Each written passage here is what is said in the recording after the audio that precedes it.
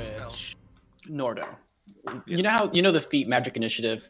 It's like every full level caster on our my C2 character. Would you allow me to instead take a Paladin spell as a Magic Initiative? Wait, what now? Hold on, let me read this. Let me read the feat. Magic Initiate. Magic Initiate. Paladins don't get Yes. cantrips. How would that even work?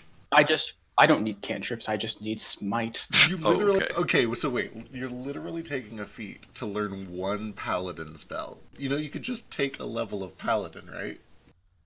I want to be a full, all the way, one class, and I just want to be able to bonus action cast smite and then full action. Okay, a smite spell. Which booming blade? Which smite spell you're looking for?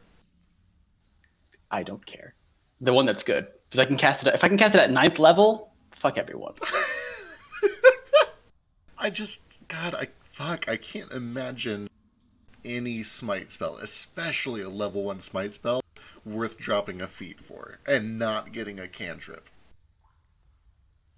Yeah, I mean, I'm gonna assume there's like a good reason Paladin is not an option on this list to begin with. I mean, unless it's just because they don't have cantrip. Yeah, literally. I'm pretty sure it's Ranger's not on there either because there's no cantrips for them, so it's only It like looks like it's just the classes without cantrips. I mean, sure, if you want to take Magic Initiate and forego the 2 cantrips just to get 1 Paladin spell, I would allow you to do that. What if we made it a different feat? Can you just call it fucking smite feat? Just get Another 3 smites. That you There could we do go. is just take a level in Paladin, and then you would get all of the Paladin's level 1 spells. I might be wrong. Paladins might not get spellcasting until 2. I can't remember if they're that weird. They're class. 4th level. They're 1/4 casters. I'm pretty sure. They don't get it till 2. Yeah, they don't get it till 2. So I lied. Oh, that's also why probably they don't Right. include the paladin. Yeah, I'm assuming there's a good reason why Paladins classes are left off of half there. So, okay, the idea with Paladins and with Rangers, but not with Artificers, which I can rant about for a million years, is that in exchange for having weaker spells, or lower level spells, I should say, their spells are disproportionately good for the level that they are. So, like, a 5th level Paladin spell is better than a 5th level Wizard spell. And that's mostly true. Things like Steel Wind Strike and all of the smites and Aura of Vitality and shit like that. Like, Paladin spells are better than most spells are at the same level. Have you seen Destructive Wave? Oh my god. No joke. Yeah, I got to Destructive Wave use is- that the other day on one of my NPCs. Boy, that was fun. and He coincidentally, promptly died, but this is the reason that bards are the best spellcaster. Is because they get that shit. If you think I'm not getting Steel Wind Strike on Cricket, you're out of your goddamn mind. Or like if a swords bard who can already do 2 attacks also gets like Swift Quiver, and they start going range bard. More attacks doesn't help a bard. They don't get like. I mean, sure, if you throw a holy weapon on them or something, but you should be giving holy weapon to the monk. But they have 4 attacks now. Okay, That's great. literally what the fighter gets at level 20. Sure, but they're all shitty. I guess I'm just saying, like, there are much better things that you can do with your turn. Sure, attacking 4 times sounds great. If you're 100 feet away. Anyway. Equipped with an oversized longbow Ooh, now we're talking. So it's a small group starting out today. and a sniper. God forbid we might have to play D&D with only 4 players, like we're from unheard 1984. of. Yule is out of town. Vasu is probably going to be joining us at the very end, but he's at work. Drake has had an ordeal. He has had a day trademark. And he is napping to try to get caught up on some of that because he's... Needs a poor guy. I'm sure you heard some of the story of what all happened with his phone and whatnot. And then Flick is at work for a little bit, but then he'll be joining us when he can. So we're going to start out with a small group, and like usual, they will trickle in as they get here. With the exception of Yule, who is out all day.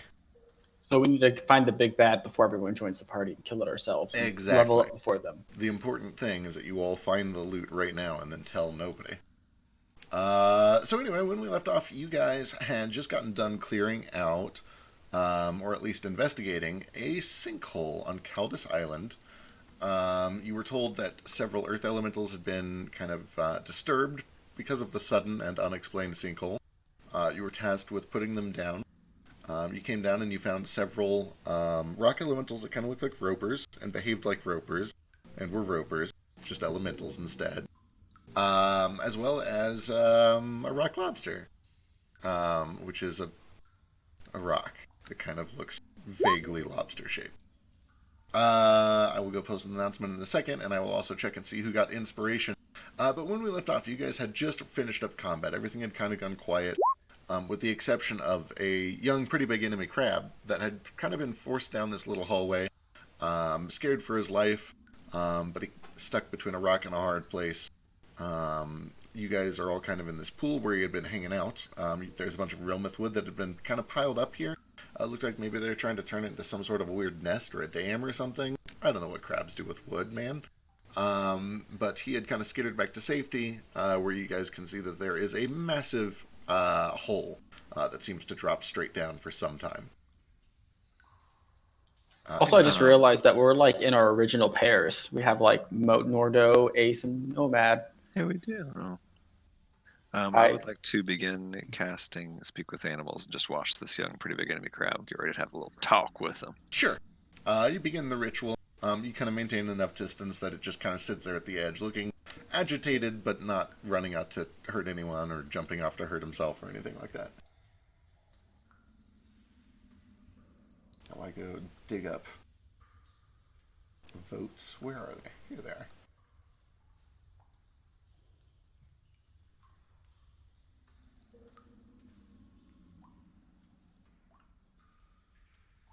Okay, cool. Inspiration this week goes to Nomad and Nordo. Do I normally do 2 or do I 3? Don't lie to me, I'll know. Yeah, mix it up based on like how the votes are distributed. It's been 2 and 3 just on different occasions. Okay. I'll go see if Gail needs it. Wait, so who was it? Nordo and Nomad? Is that what I said? He said Nomad. The two Thanks. N-word The and names. scientists. Scientists! We did science today. And don't Also- let anyone tell you otherwise.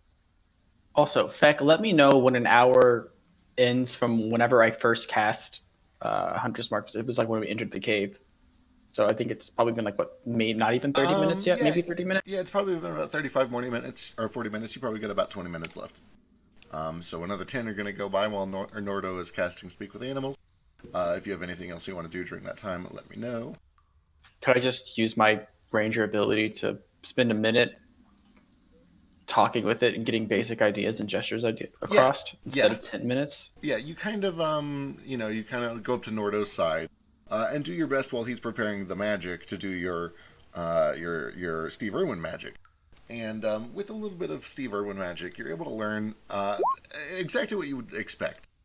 This thing is terrified for its life. It feels like it's being threatened out of its home.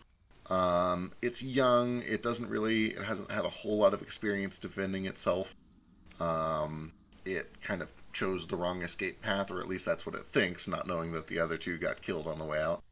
And it's just, it's not even territorial. It's just being evicted from its home, and it's kind of, defensive. And it knows it's outnumbered. It doesn't think it can take all of you. I want to communicate that we don't want to harm it, and that if it just lets us pass, we will leave it alone. Okay. Yeah, you've kind of got an innate ability to do that. And after some time, A wall.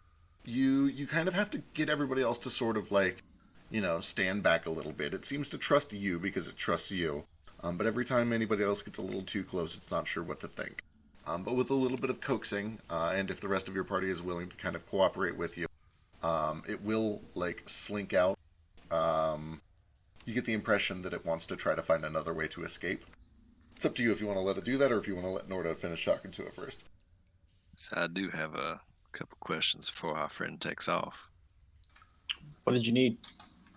I was going to ask if he knows what's down in that hole, and maybe if he knows of any other dangerous creatures around here. Maybe if he knows where they keep any more of that wood, or if they do. Okay, that might be a good idea. I try to communicate that we wish to ask it a question. I don't know how I would say that in a very like Yeah, primitive way. it's a difficult like it's hard for you to communicate that to it, but you're able to at least communicate like we don't mean to threaten you and we just need to hang out a little longer, like just hold on for a second. And you're able to get it to kind of relax a little bit and understand that you're not here to hurt it. And after 10 minutes or so go by, leaving you with about 10-15 left on your hunter's mark, Norda, the ritual does go off, and you are able to speak. This thing is not talking right away. It's kind of, it's coming down, it's cooling down, it's watching all of you. Every now and then it kind of looks down the hole and back to you guys. Glad to see my little friend Tip put you at ease, little friend. Oh, you talk. Oh, you talk. Hey, just got a couple questions for you before you scurry on off. We'll be out of here before too long. We don't want to take you home from you or nothing. Okay. Do you know what's down there in that big old hole behind you? Oh, I don't know. It's real dark and deep. I can't really see that well. I don't want to go down there and find out. It's new. It didn't used to be there. How long's it been there, you remember? I don't know. A few sleeps? Maybe a little more. But you ain't never been down there. None of your friends have either. Oh, well. I think Fozzie went down there when it formed, but we haven't seen Fozzie in some time. Well, if we go down, we'll keep an eye out for Fozzie. How about this big old pile of wood back here? Are y'all just using that to collect? You got any more of that anywhere? That showed up outside. It seems useful. We brought it back. It's hard to turn into a nest, though. It's real hard. I understand. If y'all don't have much need for it, we'd be happy to take it off your hands. I mean, it's hardwood, but you're bigger than I am, so I can't stop you. Yeah, we don't want any violence or nothing. We got things we can do with that wood if y'all aren't using it to make a nest anyway. It kind of like pokes its two little eye stalks around the corner. Sees everything that just happened out there. It's like, no, I don't want violence either. Understood. Is there anything else, speaking of violence, big and dangerous living in these caves we should watch out for? I think you got it. There were the weird things with the ropes. Sometimes they'd fight us, but mostly they left us alone. But that big one, I don't know, we didn't just crush us. I think it thought of us as like family or something. It kind of protected us a little bit, but apparently not well enough. That's it, though. All I seen. All right, then. Well, much obliged for your assistance. Like I said, we'll be up and out of here pretty soon. I convey what this crab has communicated to me. Translate from crab. Eventually, it kind of so can I get out of here? Oh yeah, sure. Your friends left out the front way as well. I can't remember. Did they? Oh, they did actually They're make it alive. out alive. They're out alive. Mm-hmm. Yeah. Okay. Yeah, All right. we just ran past them. Yep. I couldn't remember if they got like wrecked on the way out or not, but I see them. They're fine over there. Okay. So he'll kind of, with permission, skedaddle the fuck out and eventually make his way out and hopefully get reunited with his friends. I mean, whatever this hole is over here, it's new. He said it's only been here a few days. Do I see or hear anything down there? Yeah, I'm also gonna look down.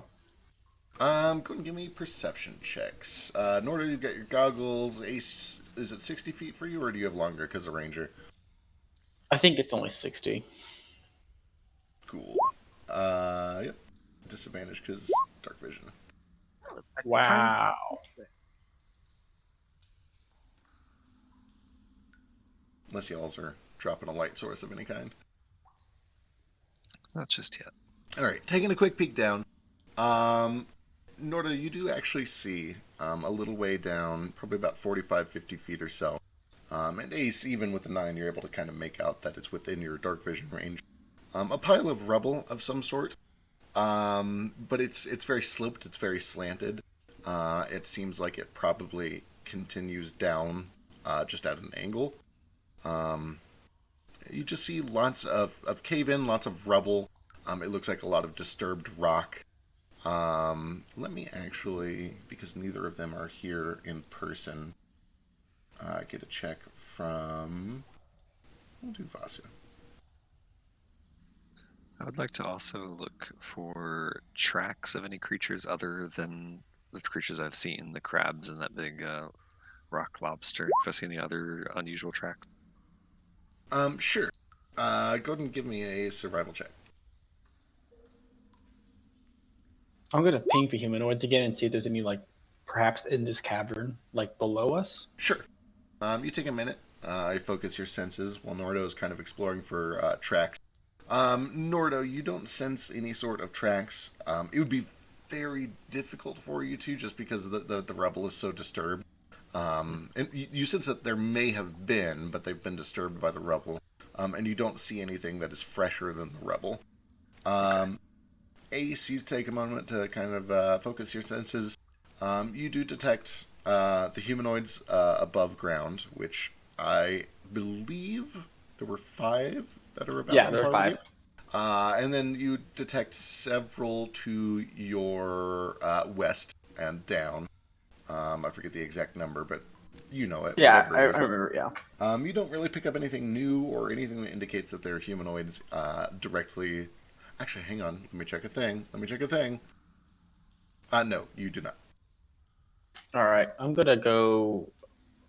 Oh, hold on. To here, I'm gonna tie a big rope. Oh, tie one end of the rope around this, and then kind of bring it over here and kind of like so we can climb down it. Yep. Actually, I apologize. Give me a luck check real quick, Ace. As you are focusing your senses and as the radar goes off, you get a couple of quick beeps right up front that indicate the ones that are near you up on the surface. And then there's a whole wave of them that hit you for the ones down in the city at the foot of the cliffs. But then a couple seconds later, as the very last bit of your pulse is reaching the farthest reach to the east and down, probably about 2 miles down and 2 miles to your east, you do pick up a pack of 5 humanoids. Interesting. Judging by that trajectory, it's like it kind of feels like it would be like deep within the cavern underground. Yeah, like 2 miles Having down. like seen the island. 2 miles down is a huge fucking distance. Yeah, like Underdark distance, I assume. Yeah, it sounds like this is leading to the Underdark, and that there might be some people down there. Only since 5, you said? Yep. 5. So we should be very careful. Well, on that subject, do we even want to press any further into here? I mean, we've kind of done what we said we'd do, got rid of the elementals, and we've got our real myth wood. Do we want to? That's some, Just but leave. not a lot. I mean, Still, it's enough to earn us our discount, which was the main goal. Sounds like the wood was just here because the crabs brought it here. I don't know if Underdark people came and took it. Suppose they could have. I guess well, I know Moat's all about balance and finding out why there's this unbalance with these elementals. Maybe we can find something further in the cave. They said there was something like a earthquake or something. Moat bleeding out on a wall behind you is like, nah, I'm good. We can go. I agree with friend Moat. We should not pursue the Underdark. I do as well. I mean, we've got a ship outside and we got business in Salt Bowl. Vosley wants to get back to Eisenmar. I think if we press down into the Underdark right now, we're biting off a little more than we meant to chew when we come in here. Gotcha. How much wood did we gather? Is it like, how much mithril wood is this? So there are about 4 or 5 young trees, which is probably. Let me do a little napkin math real quick. Does beg the question, though. I mean, the druid said it was unusual for a sinkhole to be forming this far up. Makes you wonder if it's intentional. Someone down there made this hole on purpose. We are trying to come up, perhaps. Perhaps. But I think we'll have done. Should I our drop a job torch if we- down? Should I drop a torch down there? Maybe get a better view. I mean, if you just drop a torch, it's not really gonna mean we have to go down. Suppose it couldn't hurt. I Actually, like- I got a better idea. You got a torch you can light? I do. All right. Mind if I see it for a second? I reach in my bag and pull out my magic fishing rod. Excellent. good idea. Just start lowering the torch down into the hole with a magic fishing rod. I don't know how much line this magic fishing rod has, but Fuck, I'd have to check. I feel like it's probably a lot, though. Fishing line is pretty long, and this is magical. So yeah. You wrap the line around this, it's just a regular torch. Yep. Alright, That way, if it gets lost, it's no big deal. sure. for what it's worth, the just very first Google result, the length of fishing rod. Oh no, that's the rod itself, not the line. Carry on. You do notice as you are kind of hooking this line around the torch, the line does seem resilient against fire, and you know that is typical of most magic items. They are resilient against damage. And you kind of light this thing up. A little bit of smoke kind of flicks off of the oil as it catches, and you start to lower it down. And as you kind of let the reel go, bit by bit, you can see that once it is lit, Vasu and Gale can both see almost immediately and just instinctually because they've spent so much time with it. Patterns and cracks along this entire tunnel that indicate an explosion caused by the destruction of Stillstone. It becomes very apparent to them once it is lit that this particular collapse was caused by a vein of Stillstone being moved or disturbed in such a way that it exploded and caused a chain reaction. So it sounds like someone underground is possibly trying to harvest this. As the torch goes deeper and deeper, you do see that about 45 feet down, it hits a a slope of rubble, and then it seems to veer kind of southward a little bit. And as the torch kind of hits, it starts to roll southward a little bit until eventually it is out of view. It's up to you if you want to keep lowering it or if you want to pull it back up. And once I can't see it anymore, I'll just roll it back up. Maybe make note of how much of it I've let out, just so I know how far down it is. But Yep. Yeah, the slope begins at about 45 feet. Hard to say how much farther it goes. You could still feel that gravity was tugging it at that point. It had not hit ground or anything like that. well, I think we'll have done our job if we say we cleared out the elementals and we think they might have something coming up from the Underdark for their wood. I think that's more than fair for what we said we'd do here. It seems more like they're after the stillstones in here, not the wood. Perhaps they wanted both. Yeah, I suppose A I don't know vessel and the way to what use power the it. Underdark would have for wood. Well, it is flooded. Well, it's not too big of a jump to say that the trench that these giant stillstones were taken to were in the Underdark, and this is the Underdark causing more stillstones. Maybe it's a connection, maybe not. Maybe good thing to keep in mind and mark on our map. Certainly, I think for several people's business, we'll need some way to get in the Underdark eventually. Only because Gale's not here, and I'm sure he might want to. Would he have the ability to harvest some of the stillstones that we found near the entrance? I don't know if he'd want to spend time collecting some or not. If he had the ability to. Yeah, I mean that's what he's good at. That's what he's very familiar with it. He could certainly try. I'll let him do the check when he gets back. But we'll kind of earmark that and say that if he wants to have tried it, he could have tried it while he was here. And it would have been whatever time period. Okay, cool. Yep. Could I help him doing that? Yeah. So Do you also have has jewelers too, if that helps. Yeah, absolutely. Anybody who has jewelers or mining proficiency, I'd say that those two are. In fact, it might. Yeah. Vasu. Arcana. Vasu is a special case because he grew up around specifically protecting these things in their natural habitat. Between that and his jeweler's kit, I would let him have that. Otherwise, I'd probably require mining, or you'd have to sell me on something else. Would you say that this is more of a science or an art to collect stones? I have both Arcana and I have Tinker's Tool. Arcana and Tinker's Tools would be sufficient enough to pull off anything that was small enough for you to normally work with as an artificer. So anything. I also have 20 minutes worth of mining proficiency. Perfect. Just 20 minutes though, did I forget how it worked? Yeah, with that especially, you would be able to help with the harvesting too. So when he gets back, I'll let Gale do a check to try to harvest some of that, or as much as he can, and we'll go from there. But my question is it more of a science to harvest these stones? Is it more like an art? Pretty much saying, is it like an exact science? Because otherwise my mimicry could help if it's like an exact, this much pressure and this exact swing. Gotcha. It's mostly an issue of identifying which stones are dense enough to actually be valuable, which requires, I would call that one, you would either need Arcana to make it a science, or you would need familiarity with it to make it an art. Like it'd be something that you would learn by kind of rubbing your finger along it to see how much it vibrates, maybe like checking it by its color. There's a few different ways that you could do it. It's a little bit of a science. That's a hard question for me to like classify. Mostly if someone was like, Ace, you saw me get this one stone out, get this exact spot out. Would I be able to do that? Or does it seem like it'd be like, it's just, that's still too dangerous? No, like once you've seen how a stone is handled, you would know how to handle a stone. You might not be able to tell which stones are correct and safe to be handled, but you would know how to remove a stone once a safe stone has been pointed out to you. Gotcha. Well, then if at some point they desire my help, it will be offered. If not, then no big deal. Cool. Yeah.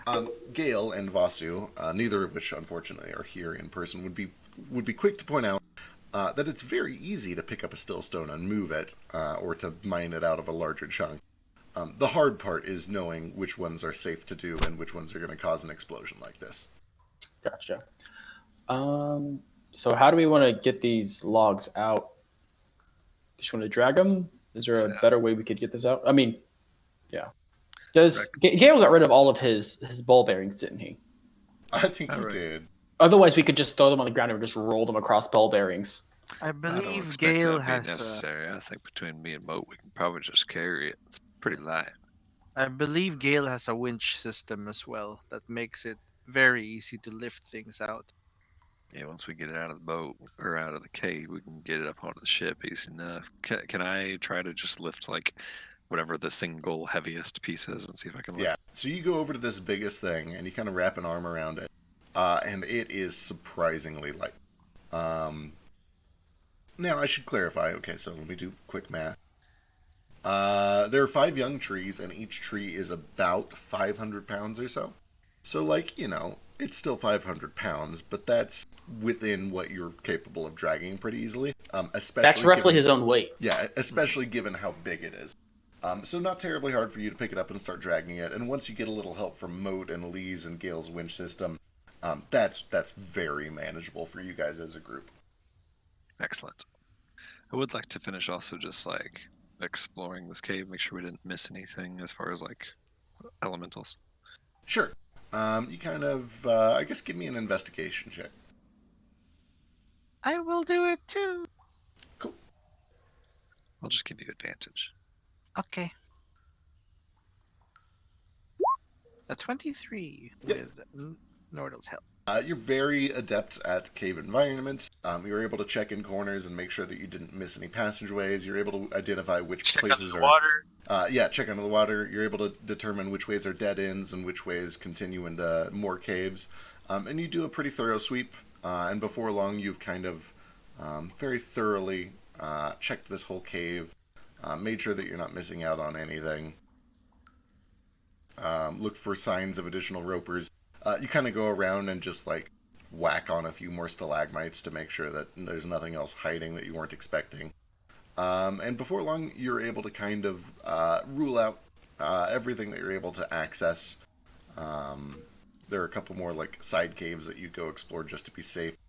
There's probably like one more roper that you guys eventually come across, but because you're traveling as a group and preemptively striking it, it doesn't really pose a significant threat. You're able to dispatch it, and you're pretty confident that you cleared everything out. At some point, as we're wandering around, I look at Nomad and I'm like, I tried sort of, I don't know, communing with the stone and the earth around here, and ain't much of anything happened. I'm starting to wonder if maybe that little test back on the ship was just a fluke or something. Maybe it was not a controlled environment, but I would not what's the word I'm looking for here? I would not discount it so soon. There are more experiments to be had. It just so happened that your first interaction with the Earth here ended up with you trapped in it. Yeah, there is that. I'll gather some supplies for more experiments. Reach down, just grab a few little pebbles and bits of dirt and stuff. What was this experiment that you guys did? The experiment is to see what kind of affinity he has. Which elemental affinity? Because I keep detecting him as an elemental. Even now, he's an elemental.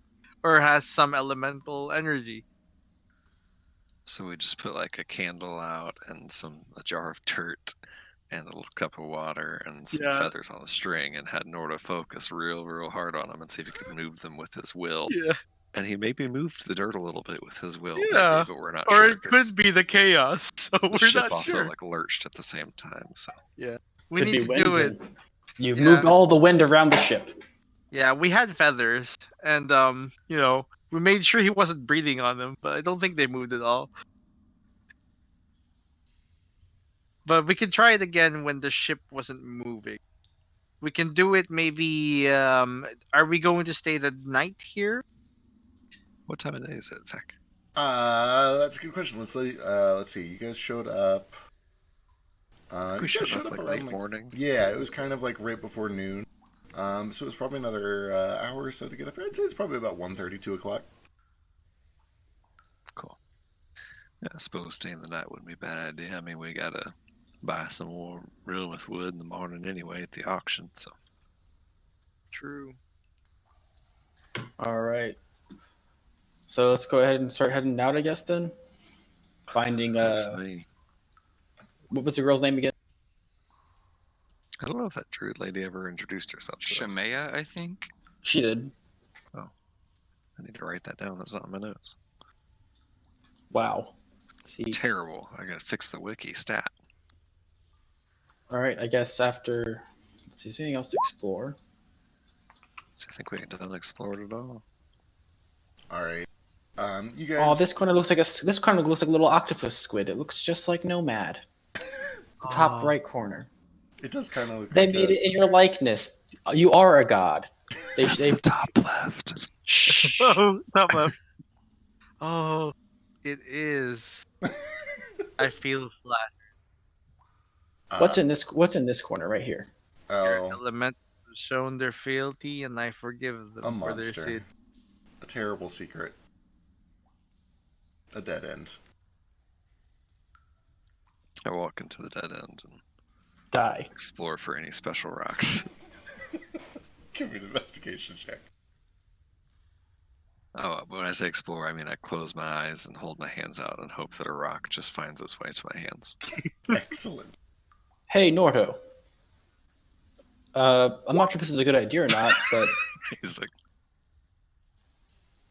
sorry, Hey, what you got, little? You walk into this dead end and you kind of you feel a moment. You're having a bit of a moment. You close your eyes and you hold your hands out, and you swear you can feel the rock rumble around you. You feel a sudden weight in your hand, and you look down and realize it's a bat, and it's just kind of sitting in your hand.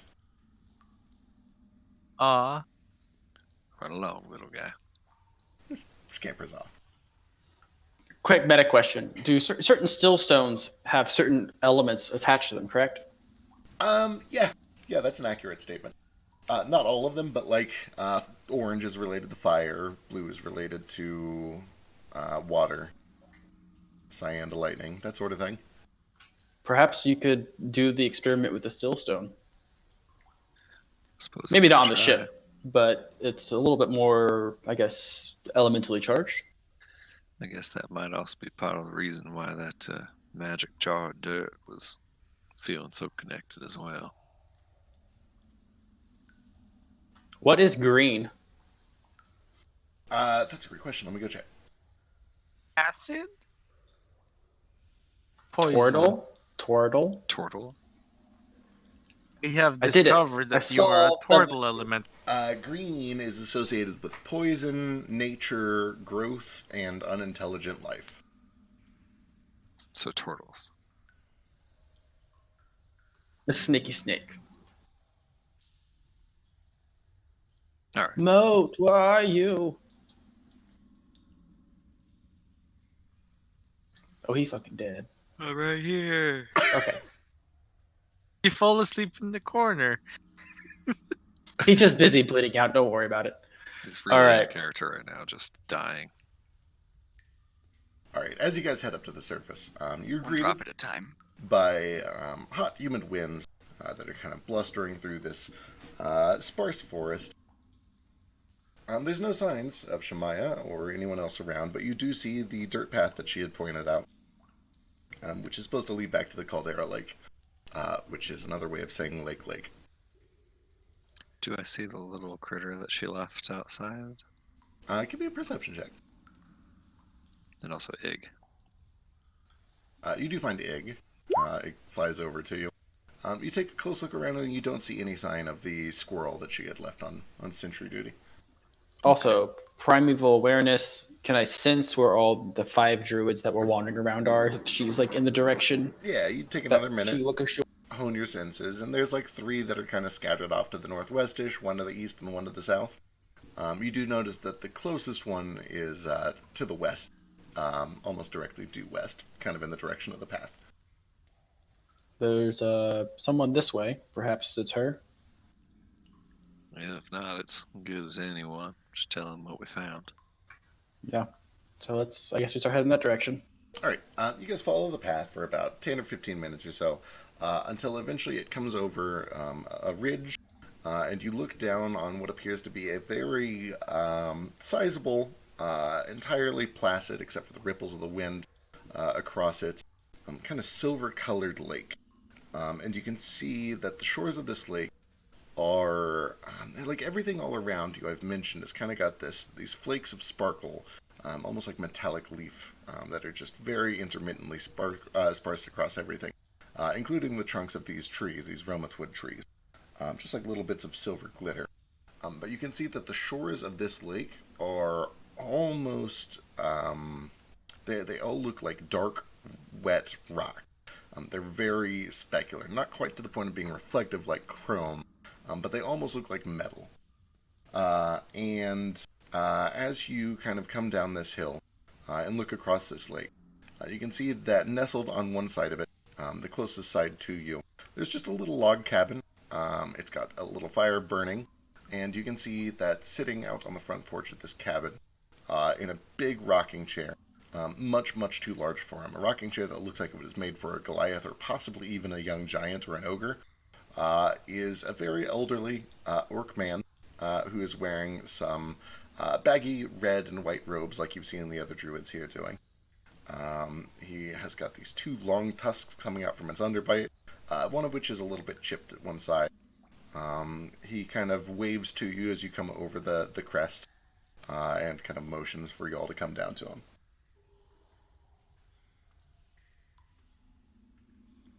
I believe we approach. Yeah. We approach. All right, as you guys make your way down, you kind of step up to this log cabin, and this orcish man says, "So, I take it we finally found somebody to deal with the crater?" Yes. There was a few like stalagmite elementals. G for ground, C for ceiling. Stalagmite, stalactite. Yes. The ground one. Right. Pardon my manners. Please come inside. I can get you some tea for your trouble. If it's all dealt with, I assume that a deal has been made. What was decided on? Insight check. Sure. He seems friendly. He seems tired. He seems old and weary. It takes him a little time to kind of stand up. He seems not to be terribly disturbed that his peace was broken. He's a little charmed to see outsiders. Maybe a little aloof, not deceptive, not holding anything back. Cool. I switch to Orcish, and I'm like, we were told we could keep the wood we found in the crater, and that we would have a discount at the auction. He kind of cracks a grin when you begin speaking in Orcish, and you do see that he also looks over to Nordo, gives a little bit of with that insight roll, you can tell that he recognizes some things, and he begins to speak back in Orcish. A fine deal indeed. If the job is done, then the wood is yours, and a deal can be arranged for auction. Tomorrow, I believe, is when the first tree is being sold, and another the day after that. There is more. We think we found the source of the cave-in. Oh, that is good news. What have you found? There was a sinkhole inside that looks like it was caused by the explosion of tampered-with stillstones. While down there, I sensed 5 humanoids, roughly 2 miles down, 2 miles to the east. 2 Perhaps in the miles. Underdark. Oh, that would be the Underdark for sure, but I wasn't aware that we had a path below our island. I didn't think it connected. I feel like most islands are connected to the Underdark. If not directly, then fairly close. Close enough that an explosion of a still stone might open. I admit, in all my years, I haven't spent much time below the earth. Perhaps I should do it while I still can. It's quite dangerous. Oh, Just make sure that you are observant. I have a few tricks up my sleeves. We should tell you, I'd say uncommon. It did look like maybe it was made intentionally by somebody, like someone maybe was trying to get into your caves. I'm not entirely sure, but it had that sort of look. Interesting. We have valuables on the surface, but there's nothing of interest in our soil that I'm aware of. But perhaps it was just one step to the surface. I will speak with the earth and see what she knows. At this point, a little kettle starts to whistle, and he starts to bring out this just mismatched collection of clay cups and pots and a couple of aluminum ones and some tin. He said, I am Okodio, by the way. What are your names? Ace. You can call me Nordo. Moat. Nomad. He's not here, but do not be alarmed. Yeah, we kind of go through and give introductions. Let me check a thing real quick. I would like to also just scan him really quick and see if he has any sort of, I don't know, markings I recognize, like, I don't know, war paint or anything like that. Sure. Give me history or investigation.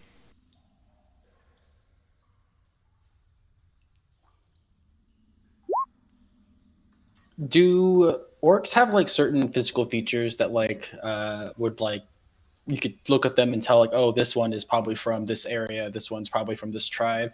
Some clans yes, some clans no. It would kind of depend on where they were from. So yes, theoretically yes. And you could give me either a history or an investigation check if you wanted to do that. Which one would I be able to use my ranger humanoid shit with? They would both apply. They're both for recalling information about humanoids. You kind of take a look over to see if there are any identifying marks, Nordo. And he's surprisingly kind of clean and well kempt for an orc.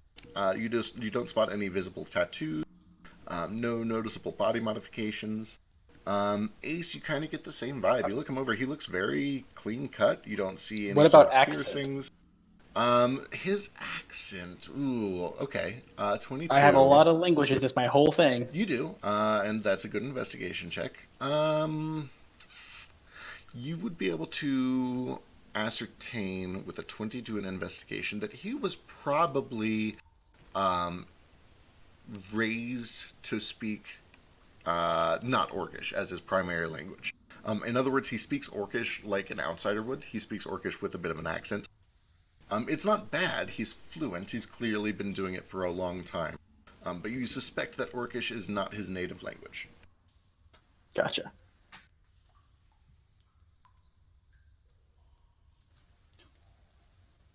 So where do you hail from? He kind of looks at you, and he gives a little bit of a wrinkled smile. Belmoral. I spent most of my youth there and got up to some trouble in my finer years. After a while, I decided that I should try to do something useful, to give something back. I came here and started to monitor the Earth, especially this island and its resources, which are quite rare. For some time, I did it all myself, but even with my connection to the Earth, my time grows short, and I've learned that I need to start raising up a flock. People to replace me when I have to go. So you were here when the trees started to grow. Oh, no, these trees have been along longer than any of us. But I have helped cultivate it from wild, untamed nature into, well, cared for, loved nature. Not that untamed nature is unloved, but sometimes when things begin to die, they must be guided back to life. So you're in charge of this druid outfit here. You're leader of the Firebark druid. I am. I am Archdruid Akodio.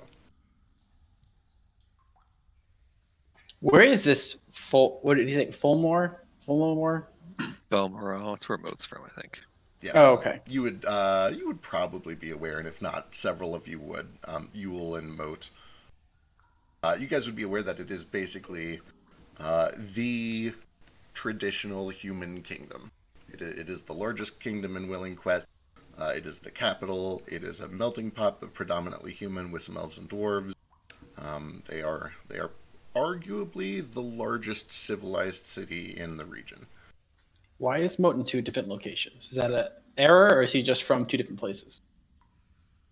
I believe he was born in Belmoral, but then studied in Bromrose. In Bromrose? Which is why he Correct. is in both places. Gotcha. Also, what's up, man? Speaking of Balmoral, it's a fucking long shot. Do I recognize this guy? Give me a history check.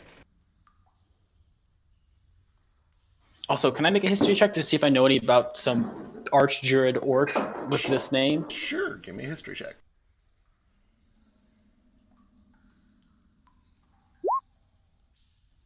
Moat doesn't sound terribly familiar. It's a real big city. It'd be kind of hard to remember. Ace, same deal. Yeah, you're not immediately familiar with this guy. With my history check, can I figure if I've known him in the past? Sure. Here comes the good old nomad check. No, 17. 17 history? No, you're not familiar, and you kind of do a random sweep of memories and see if anything sparks to the front of your mind. Nothing carries that name to the front of your mind. I get distracted by the first time I find the butterfly. The first 19 times. Yeah, you're real invested. You're certain that this is going to lead to something useful, but 10 minutes later, you realize that you've just been reliving the memories of some 8-year-old Tabaxi kid playing with butterflies in the field. I feel strangely happy about this. After some time, he gets you guys some tea. He writes up a little bit of a short document just on a piece of parchment. He signs it. He stamps it with wax. He hands it over to Gale, who I imagine this entire time is being very cordial, but businesslike and somewhat terse. And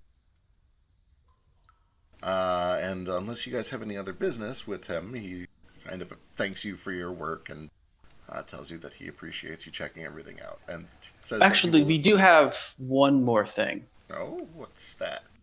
We were at Thorngrove not long ago, and someone who has information that we might find necessary became feeble-minded.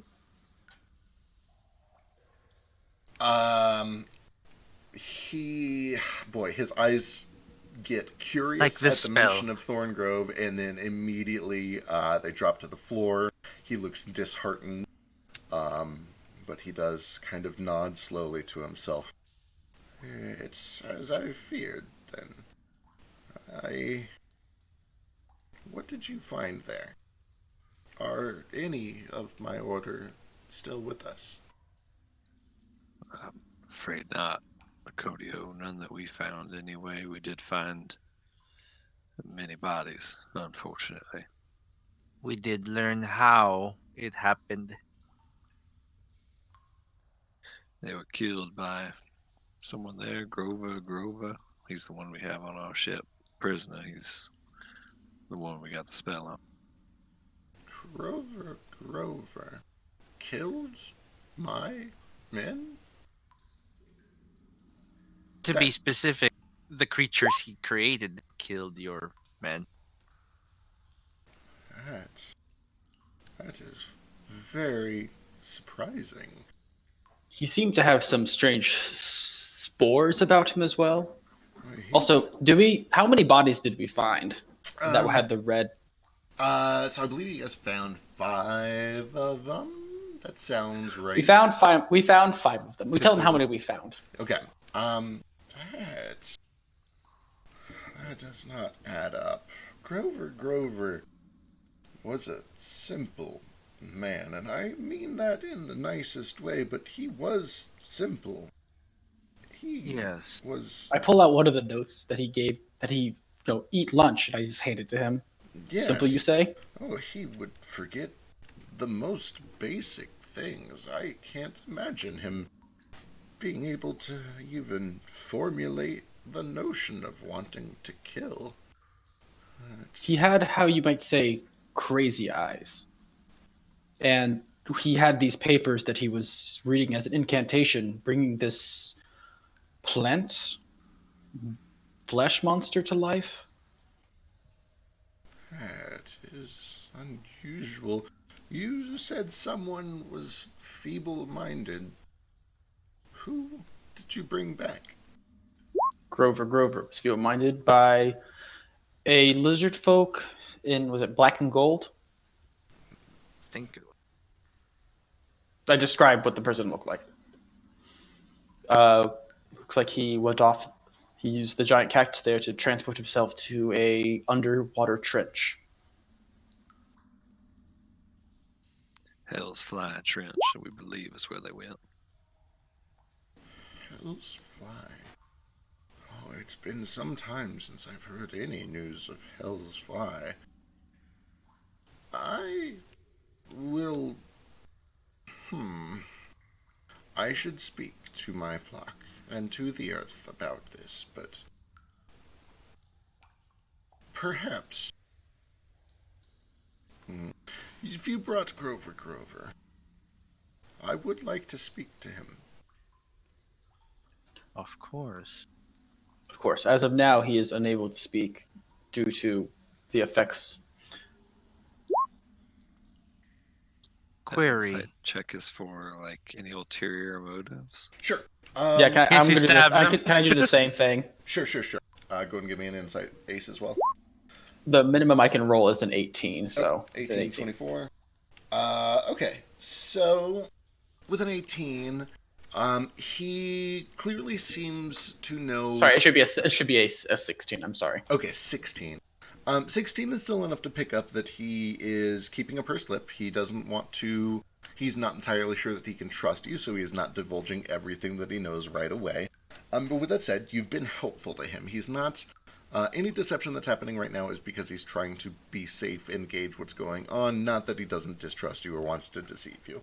Nordo, you get the sense especially that in wanting to talk to Grover, he's genuinely interested in gathering information. He doesn't, he's not bringing him here to just kill him.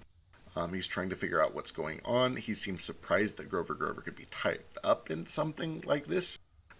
He seems surprised that there was trouble at Thorngrove. You can tell that this entire situation has kind of caught him a little off guard, and he's not sure what to make of everything yet, and he's trying to figure out who his friends are. Okay. Also, Query. Oh, sorry. Go ahead. So Nomad just, up and say, query. You have mentioned speaking to the earth multiple times. Is this a metaphor or are you saying this literally? It is a euphemism for very real magic. I can speak in short bursts to the earth, and it can answer me. Can you speak to elementals? I don't speak their tongue, but I can use magic to do it for a short time. I am performing an experiment involving our friend here. Clasp a hand on his shoulder. Oh no. I was Who, gonna ask a similar question. Actually, you by all seem means, awfully powerful, and well, my friend here says that I have an elemental energy. I don't know anything about it, but it seems to be true. I don't know if you can tell what. I don't know. I suppose we should focus on the business at hand first. But if you have the time and ability, priority is low. Yes. You have all been helpful to me. If you bring me the Grover, I suppose it's the least that I can do for a report on my men and a potential lead on what happened to them. I will see what I can do. I may need some time to prepare. we'd be much obliged. And Grover's just on our ship, unless anybody else here is opposed. I say we bring him Yeah. on down. I mean, if We you're could ready even for bring it. the ship if you don't wish to go down yourself. Also saying the ship is here. We brought it up to put the wood in it. Yeah. Did we go? I don't think we brought the ship just yet. The ship's still at the harbor. Yeah, you guys haven't brought it up yet, but that was the Oh. plan, was to bring it up and load up the young trees, which, by the Yeah. way, all combined, do have 2,421 usable pounds of Relmouth wood, and I will write that down and send it to Gail. Oh. Excellent. We only One need like one other thing, the lizard folk that I ran into, he seems to be skilled at Underdark hunting. I don't know if the trench itself, it probably leads to the Underdark, but he had abilities that I've only seen in those who train in hunting in the Underdark. He's able to be unseen in the darkness. It is quite likely. Trenches are some of the deepest points on Earth. Some say gates to the hells themselves. So we've heard. Anyway, you guys take a little bit of time to bring the ship around and bring Grover over to him. And he kind of waddles his way over. I say waddles. He's got a cane, and he kind of hobbles over as Grover is brought to him. As you kind of bring Grover out, he is just enthralled. He's entranced. He looks around at the trees and the birds and a squirrel, kind of wordlessly. And then when he kind of sees the cabin and the archdruid approaching, he kind of looks quizzically at him, wide-eyed, a little glassed over, in just kind of a stupor. I don't know how well you know this man, but we're not sure that all of this is from the magic. He seemed a little bit, I don't know, scatterbrained before all this happened, keeping notes of things. I don't know how much you know about him. This insight checks on Grover. Does he seem to like recognize this druid as like a friend? Oh boy. Did he even remember? At the very least, he is not reacting as if he was an enemy. That you're able to get that with the 25. He is in a Grover is a weird man, and he's in a stupor, and he's under the effects of some very powerful magic. But he doesn't react as if he was in the presence of an enemy. He doesn't look scared. He doesn't try to run. He doesn't, bolt or start sweating or anything like that. With that said, a 25 would remind you that, like, you guys literally fought and attacked and knocked him out, and he's not doing that to you guys either. So, who knows? There's something clearly kind of up with Grover. Okay, so it's not just like the feeble mind. It's more than just gotcha. And he does kind of when you explain to him that he's a little weird, Kodio's like, oh, I've met him a few times. I know of his condition. I don't fully understand it, but sometimes evolution requires oddities to move forward. Sometimes they work and sometimes they don't. He's made quite a life for himself in spite of it. Whatever it is. Come with me, friend. And he kind of sticks a hand out towards Grover. And Grover kind of looks to you guys and looks to Akodio and kind of very cautiously sticks a hand out and takes this old orc's hand, assuming that you kind of unbind him and let him go. Yeah, for sure. And he starts to kind of guide him back to the cabin and motions for you all to follow. He kind of leads the way a little bit, and he takes Grover in, and he sits him down on just this very simple straw-filled couch. Sits him there, takes a look into his eyes. He puts a hand on his forehead, just does a little bit of just very preliminary checking, and says, I will need some time to fetch what I need to cure him so I can speak to him. But in the meantime, what are these experiments, this elemental affinity? Well, my friend here would know more about it than I do, honestly. I don't know much to anything. He just says his magic tells him that I've got some sort of elemental in me, and I don't really know anything about it, but he had me do a test where I focused on a little fire and a little water, a little dirt, try to get him to move, and I frankly thought it was all hogwash, but I think when I put my hand over the dirt, it moved a little, and I don't know if any of your magic even touches on anything like that, but if you can tell me if you can tell me why I'm giving him elemental vibes, I would be much obliged. Well, I don't know where you hail from, what you know of your family. There are some who have elemental blood in their lineage. Genasi, they're called. It's possible that you have some heritage that could show up to magic. But you've done me a favor. I will speak with the earth and see if it knows more.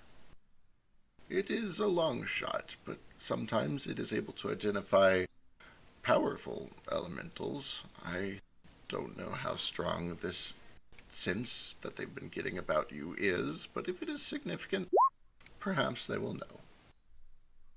Perhaps, although my friend here, and I nod towards Moat, he's maybe the heart of the phoenix or something, so the earth might pick him up instead of me. I'm just some guy. The heart of You're- the phoenix. You're a lot more than just some guy. But if it makes you feel better, I can just stand back. Oh, the earth sees all. It would have to be quite a distance. It's okay. It tells me several things. Up to 3. So unless there are 3 hearts of the phoenix in this place. I don't know if I'm the heart of the phoenix. That's seems like a stretch. A mote of the phoenix. Moat of the phoenix. I like that. Do you need help gathering what you need for this ritual? I'd be happy to help. Oh, no, I can handle myself, but thank you. And with that, he starts to kind of hobble his way out towards the door. And you see that kind of without any sort of ceremony or explanation, he starts walking over towards the side of this lake. And he just begins to sort of walk around it. You may join if you want, or you can wait. It doesn't matter to me. I'll go along I with them. join him, yeah. Yep, I start walking right behind him, light up my tobacco pipe while we walk. Alright. Over the course of a couple minutes, you see that he kind of just walks along the bank of this lake. And once you're out there and up close to it, you can tell that it's kind of this gravelly, rocky shore. But there are, amongst the regular stones, just chunks of, it looks like iron. And they kind of have this dark glisten to them, especially those that are kind of covered with water that has been lapped up onto the surface by the warm winds blustering through. And every now and then he'll just kind of stop and he'll pick up a good chunk of iron, one that's kind of smoothed around the edges over time, or one that has a bit of a peculiar shape. And after a few minutes of just gathering maybe 9 or 10 good stones, he stops. He kind of finds a convenient place to sit at the edge of the water, and he begins to stack these stones in a little bit of a precarious tower.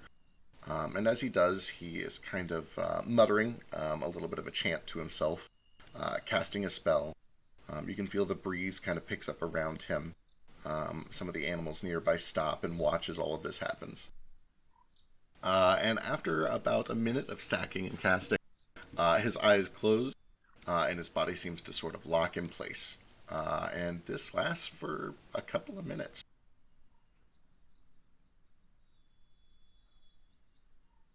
Does he, guys think he's okay?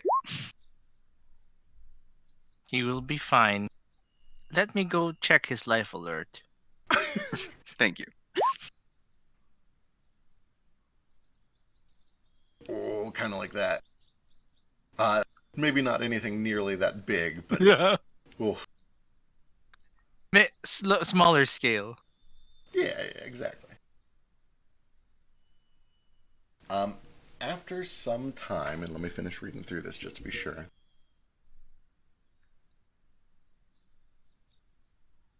God, this music's giving me some really good GRPG vibe. Me too. Shit, what music is it? I can't open it on stream. I'll send it to you. Sick. Something smaller like this? Oh yeah, kind of like that. It's all about balance. Hey. Mode, are you into the like rock balance? It is like literally balance. I mean, I'm not into it. I'm not. Moat made it just like two on top of each other, and he's like balance. Yeah. Balance. We used to do it at the monastery. It was a little way of meditating, I guess. Try to stack up rocks. I never got very good at it, though. I too will try stacking rocks sometime. Perhaps it clears the mind. After a few minutes, the wind kind of suddenly dies down. You hear him take a deep breath as if he's forgotten to breathe for several minutes and is catching up all at once. He kind of looks out over the lake, blinks a few times, looks around to you guys. It seems almost a little startled to see that you're like still there, or he had forgotten about you or something like that. It's like, right, okay, well, I've learned a few things. The most powerful elemental presence that I can feel is below us. I sense veins of magma, powerful flows more than should be present near the surface. New, coursing to the north from the south.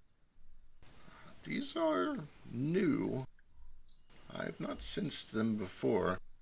They are of some elemental significance. I don't know if they are an elemental, or the source of an elemental, or the work of an elemental, but it is by far the strongest elemental presence that I can sense within the earth. There are... Is this concerning? Perhaps. It's hard to say. I only know that it is, not its intent or purpose or origin. I couldn't say. How long ago did you last do this magic and didn't sense it? 40 years. I only ask because the creatures in the cave, I was able to talk to a couple of them. They said that the sinkhole opened up about a few days ago or so, if it's maybe related. It's possible, but I checked after the sinkhole to see if it was of any nefarious doing. At that point in time, the strongest elemental in the area were the rock elementals, which I presume have been dealt with, if this communion is accurate. It's possible that those elementals were preventing me from detecting the other elemental, but this one seems more powerful. I feel that it should have shown up if it was present, so it is probably safe to assume it is recent. After that, you're correct. I don't know if your friend is actually a phoenix, but he does indeed have some powerful elemental energy, a strong association with fire. But beyond that, the next most powerful elemental source is actually your quiet and diuretic friend on the ship. Quiet, recently, I should say. I get strong senses of all four of the elements from him. He, From who?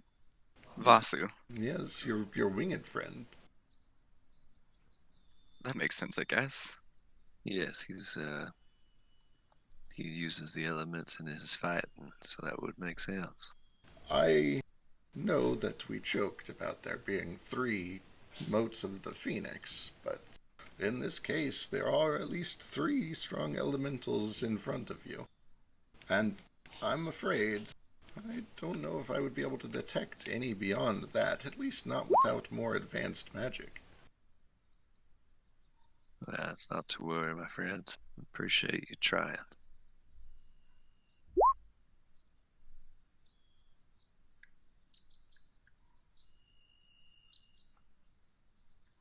Perhaps a smaller scale experiment. Could be. If he had a clipboard, there would be a whole lot of scritching sound. Nordo just goes back to skipping rocks on the water, smoking the rest of his tobacco.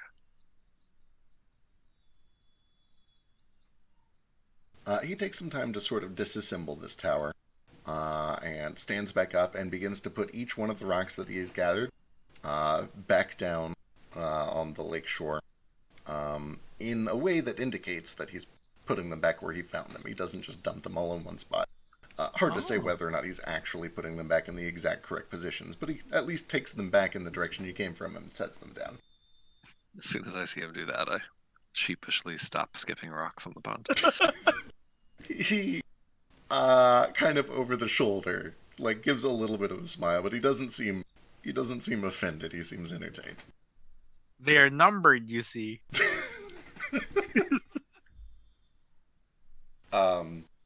When you get back to the building, he kind of goes back over to his enormous, oversized rocking chair. And he kind of pulls himself onto it and says, I'm going to spend a little time fetching what I need to speak with Grover. If you don't need him with you, I wouldn't mind having him here to speak to after I've fixed him for some time. But if you'd prefer to keep him with you, I understand. Seems fair to me. Leave him here. Hey, I do not think we are fit to take care of someone addled. the only reason we had him with us at all was to try to get this curse lifted off him and see what we could find out about Hill's Fly Trench and a couple of other matters. But as long as you don't mind us talking to him when you're through, he's all yours. Of course. If you have any specific questions, I can send you a message once I've discerned anything he's able to tell me. If it's all the same to you, I think we might like to talk to him ourselves, make sure we get our point across. Very well. You're welcome back anytime. You have been helpful. You have been as well. In Nordo's head, Nomad just asks, do we talk, or do we kill him? I'm confused. Just talk, Okay. not Vasu talk. I just know Understood. Vasu probably has some questions he'd like to ask, and we should probably all here make sure it just stays that asking questions sort of questions. Of course. Probably for the best. Oh, this is in your head. Never mind. You probably hear it too. You're so in tune with Nordo. I mean, to You be can fair, tell. Nordo's only known Nomad for what, like 3 or 4 weeks now? He's probably still getting used to the telepathy thing and sometimes just accidentally says things out loud when he means to Yeah. think them. It happens all the time. Hey, it's Gale. Hey, good morning. Morning, Gale. Hey. Everyone's dead.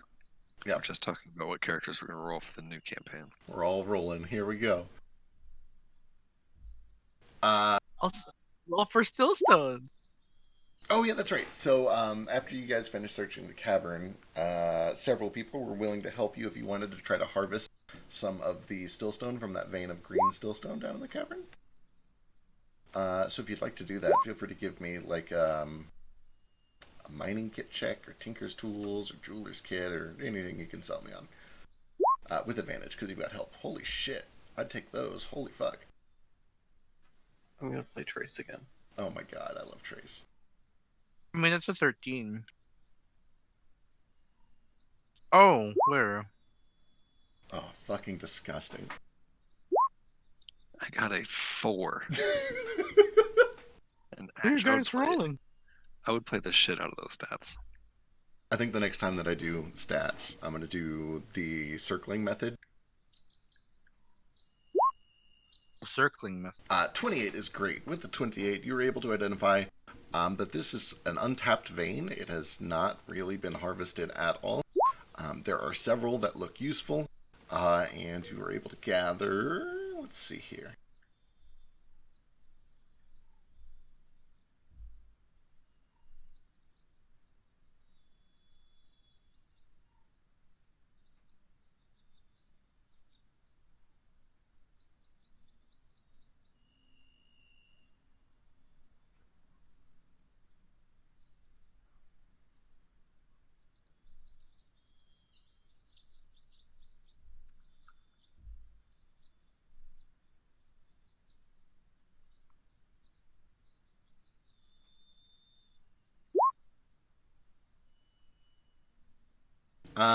Five usable stones, a couple cantrips, a couple oneers, and one compact level oneer. Hot. Cool. Can I also combine some more of those firestones? Absolutely. Okay, what do you want to combine?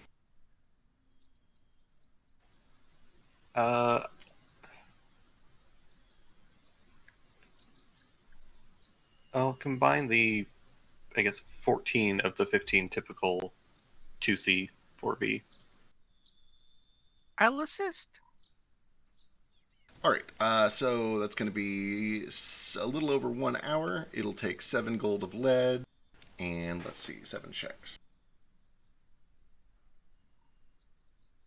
We have lots of lead. Ooh, fuck, I don't know. That 24 might be doable, and the 39, I don't know if 39's doable. No, just the 24. Alright, give me a toolkit check. God damn, those are real high. Those are all Right. real high rolls, holy fuck. With advantage, you do make it, though. So you Yeah, very get, let's see, 6 of these become 3 8s. Nomad again shows a lot of excitement when doing this. And one of them becomes a 3 7. What does that mean? So They're they're all smaller? yeah, exactly. So these are all 3rd level stones that can be used to reproduce effects that are about as powerful as a 3rd level spell. But most of them have a volume of 8. One of them has a volume of 7. Ooh. And having a lower volume is good because it means you can stuff more stones into your shit.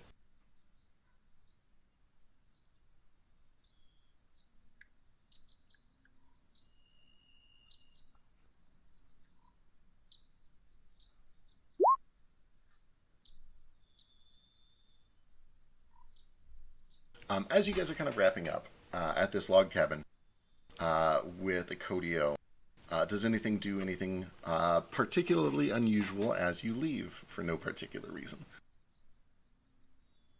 Like, I start fondling someone's brain. I don't know. I'm just making sure that nobody wants to do anything really specific as you leave before I do a thing. Anything really specific? If nothing comes to head, then as you guys are leaving and everybody kind of turns around and walks away, I know we're going to put trees in. Archdruid Codio kind of waits for Ace to kind of walk off a little bit out of earshot, and most of the rest of the crew, but especially and mostly Ace. And then he kind of puts a hand out onto Nordo's shoulder, and quietly in Orcish he says, "You're very good with those stones." He gives a very quick wink, and then pats you on the back and sends you on your way. Really? Can I... But before I do anything else, I just sort of look back at him a little bit surprised and give him a nod and then just keep walking. But could I do an insight check? Did he mean more than he said there? Sure, give me an insight check. Yeah, that was definitely some sort of a coded hint. He really emphasized the word stones. You get the sense that maybe he picked up a little more information than he's letting on. Okay. What was the message you said? He said I was very good with those stones. Oh. Did he say? Is that basically you got a set of balls in you, kid? I think so, yeah. That's what I took from it. You got balls. Yeah. You got balls, kid. You were attacked by a glass worm and Yeah, didn't chutzpah. die. Good spot. Yeah. After Mox. some time, this whole time I assume that everybody who hasn't been present has been working on getting the young Romithwood trees up onto the ship. Notably, I should say, each of these trees is about 30 feet long, about a foot in diameter, and weighs about 500 pounds, which is not a huge deal. Your ship is designed to carry cargo. What your ship isn't really super well designed to do is carry cargo that is 30 feet long. It is Cut in half each, I think. well, do you want to do that? Like here, do you want to try to find a way to cut these trees in half? Because what I mean, your ship is about the size of like a fishing vessel, which means each of these trees is about that long on it. Do I get the feeling that it's going to be a huge problem to just carry these trees through town before the auction starts? Or When we got like a bill of sale, didn't we? Did we? he did get, yeah, he wrote out like a document stating that like, yes, you can have these trees and also you have a 30% discount at the next 2 auctions. okay, Didn't we also like just bring the ship there to pick them up? Yeah, the You ship did. is there. Yeah. So the background here is wrong. You're technically right next to this log cabin up on Caldis Island, and you've hoisted 5 of these young Romithwood trees onto your ship. So we're not going to be like going through town with them. yeah, my bad. I saw the ocean and was like, oh, we're at the docks. And as I'm concerned, we can just stay up here for the night, head down to town in the morning, go to the auction, and be on our way. I don't know if it's the best idea to linger around town with a bunch of real mythwood on the boat. I have Gale? never been at an auction before. How does that work? I haven't either. Anyone been? Sorry, carry on. Do they sell slaves in auctions? Yeah, I guess that's true. I have been at one auction. Okay, there we go. How does that normally work? Actually, no, Nordo. I don't think Nord ever was at that auction. Never mind, disregard that. Instead of an auction, I think you were just sold like you regularly. you changed hands at Tramus, but that was kind of like you were just being transferred from one department to another. It was not it was not like an end user sort of thing. I've maybe seen an auction, maybe. Moat has almost certainly seen an auction. He worked as a craftsman. He probably spent he Worked as a to craftsman. the extent that Moat has actually done anything, he worked as a craftsman. Moat knows how auctions work. He would know, like, this is in fact, Moat, give me a history check. It's not going to be hard because you've probably actually kind of done something. All history related to checks are this. hard for me. That's fair. That is plenty more than enough. Your dad was a blacksmith. He understands what Realmouth wood is and where to get it. He's not a carpenter, but a lot of the time he would need to work with them to produce things that were both metal and wood. He would understand that Cultus Island, when they hold an auction, the wood is broken down into 500-pound segments that is pre-cut into lumber, unless somebody specifically requests, like, I need a whole ass tree, and that has to be dealt with on kind of a special case basis. People bid on the 500-pound lots, and whoever bids the highest for each 500-pound lot gets that 500-pound lot. The whole tree is auctioned at once, so there's usually like 12 lots that are all auctioned at the same time. You bid on whichever one you want, which is normally going to be whichever one has the lowest current bid. That way they're all being auctioned simultaneously. How many more pounds do we need, Gale? How many more pounds do we need, God? We have 24, 21 so far. So about 1,000. Something like that. Let me go Recall. check. Where did I put 2 your... lots? We needed 3,800 and we have 2,400 now, so we need like 1,400 more. Okay. And it was like a gold per pound ish, and we have 30% off, so we need like 1,000 gold worth. That's way better than what initially. Absolutely, we can almost pay for it out of. Oh, we can. We can pay for it out of party loot, and then Gale doesn't have to spend his own money. But that's the point of Gale's Damn money. No, it's not. Gale's money is for Gale to Scrooge McDuck in later. Oh, excellent. He's How got dragon horrid. blood. He's gonna Yeah. have gold to sleep on.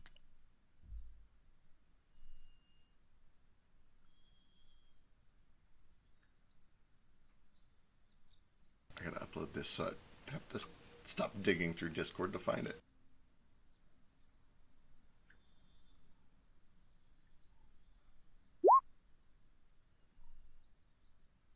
Oh, if you're saying anything, we can't hear you. Yeah, we're not hearing anything you're saying, Ace. If you're talking.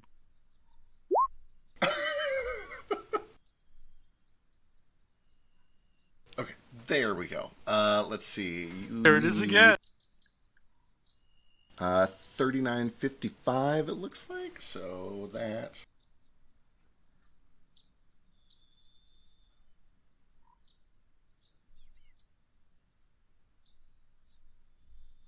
Party loot. These schematics are so 21. fucking cool. Hello. Hi, Oh, hi. you're Here you working now. Okay, I accidentally pushed the mute button on my headphones. I've been trying to ask this for the last like 10 minutes. What does a discount at an auction mean?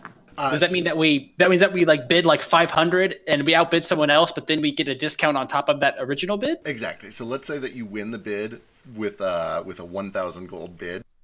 You would win, but then you would only have to pay 700 gold. Do we have to be upfront about that? You bid as if you didn't have it, and then the discount is applied when you go up to the auctioneer and pay them. Excellent. Cool. I feel like I had other questions too. I feel like how do you guys make it so you guys roll multiple dice? I think I asked that like 15 minutes ago and I didn't hear anything, and I just figured that. Yeah, how'd you guys roll? So double square brackets. So if you do like double square brackets, 1d20 double square brackets, that'll just roll a d20 inline like that, and then you can put a bunch of them back to back to do it all in one message. Gotcha. Speaking of weird, simple questions, I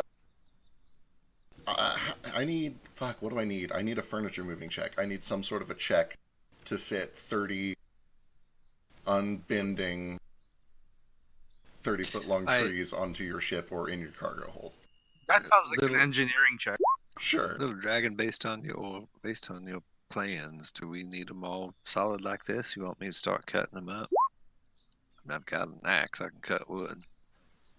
Well, we're going to need quite a few long pieces for the main hull. We will need some smaller pieces later on, but yeah, for the sake of not, if we cut this wood and then we need a longer piece, we're kind of screwed. We're going to be buying Understood. larger trees. These are just smaller trees. The trees we buy at auction should be longer, should they not? Still, we should keep as many options open as we can. If we don't need to cut them, let's not cut them. Yeah. Can we fit them on the I think ship? we should try and get them on the ship first, and then Could- if all else fails, we can turn them into mulch.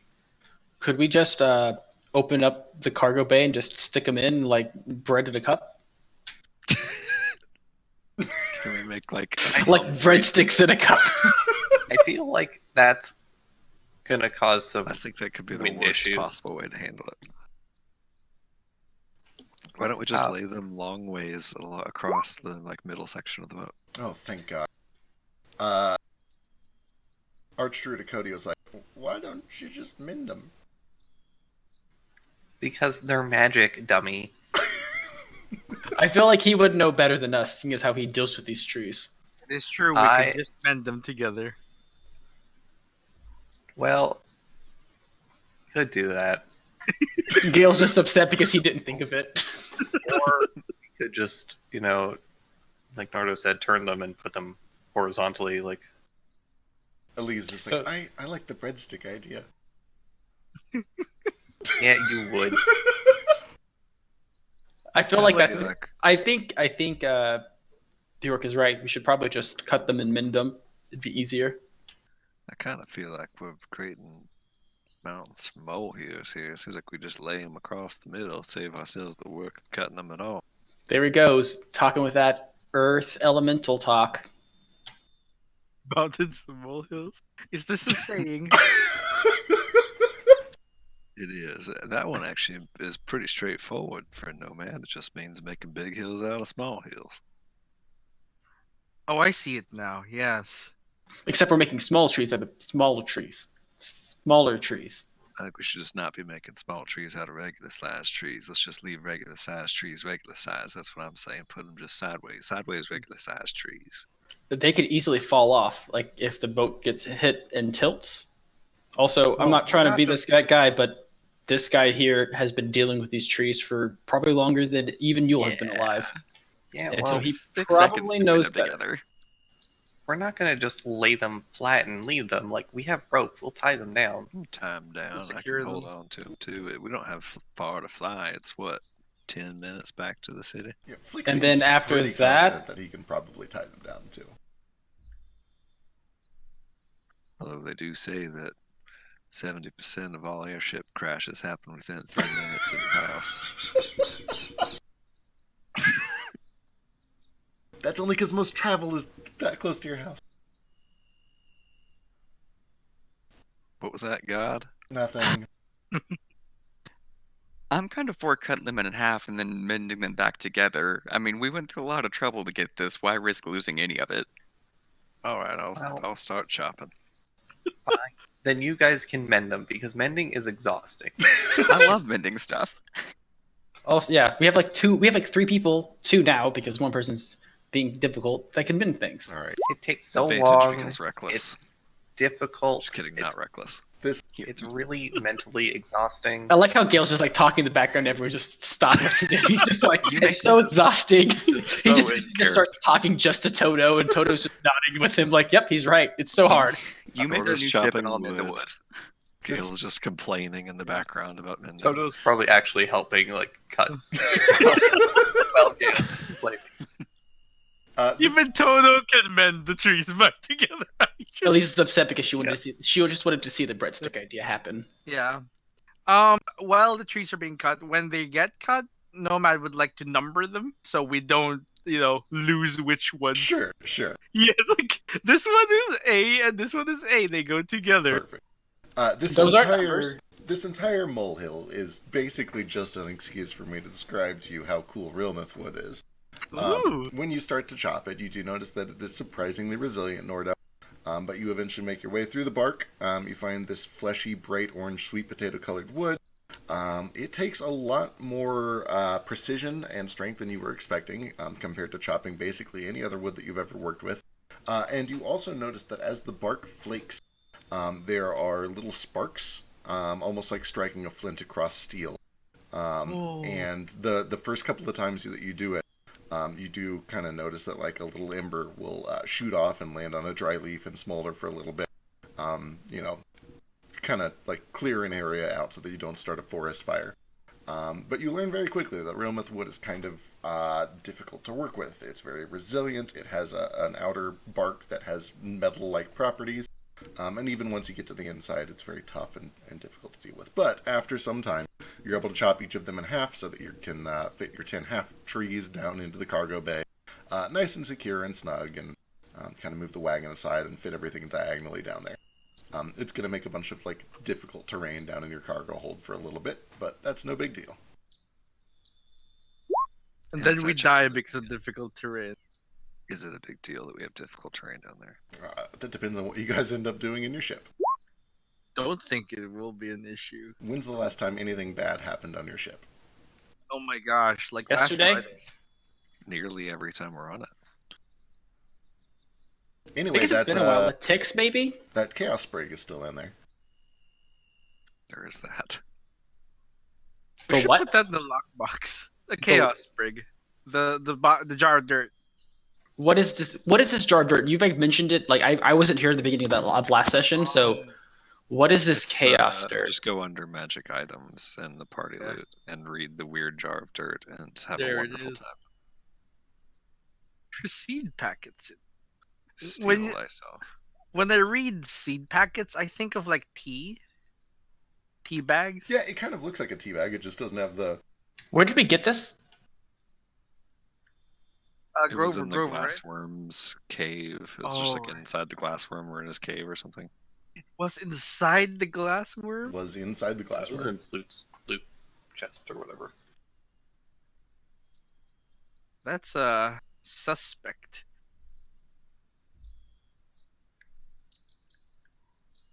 Gale, we are getting very adept at combining gemstones. Well, still stones. Preheat oven to 190 degrees Celsius. So Exactly.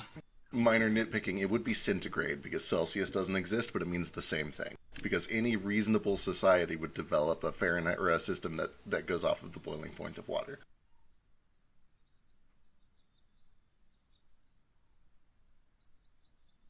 Anyway, you guys are able to get the wood on the ship and get loaded up. I assume that you want to stick around for the auction tomorrow night. So what are your plans? Just head back down to Red Bark Port and find an inn to stay at for the night? Or you got anything else going on? Can we sleep on the mountain? I say we talked about not even going back to the port until morning for the auction, just to avoid taking a bunch of real myth wood down there. Also, nature. Does he let us stay up here? Give me one of you give me a persuasion check. Someone, can Yule come back just for? Or I guess wait, we have Moat. Moat. And Gale too. Yeah, he is okay with you guys keeping the airship parked here overnight. He does warn you, like, don't wander, please. Stay on your ship. Don't do anything funny. But that's okay with him. You do definitely get the sense that, like, that's a special privilege. Don't get used to it. And did he give us a Thank you sense so much. of like how long it's going to be before he's going to have Grover fixed? He didn't. He said he needed to gather the resources for it, but he didn't say how long that would take. And what time tomorrow is the auction? The auction is held at 2 p.m. I set my alarm for 10 o'clock in the morning. All right. I don't know how that works, but you do it. Sorry, I mean I set Nomad's alarm, which is me. Dude, can you 10 o'clock in the imagine morning. the every morning anxiety that you would have in a world that didn't have alarm clocks? I would be You would late just get to work. used to it. I would be late to work every day, and even on the days where I wasn't late to work, I would be anxious about being late to work. I'm pretty sure you just get used to waking up, and you also wouldn't have the sun that would wake you up too. No, man, You know, they burned witches at the stake for having like malaria and shit. I would be that guy that never woke up on time, so they thought he had a demon in him, and they would just like be like, "Oh, that guy's simple. We should burn him at the stake."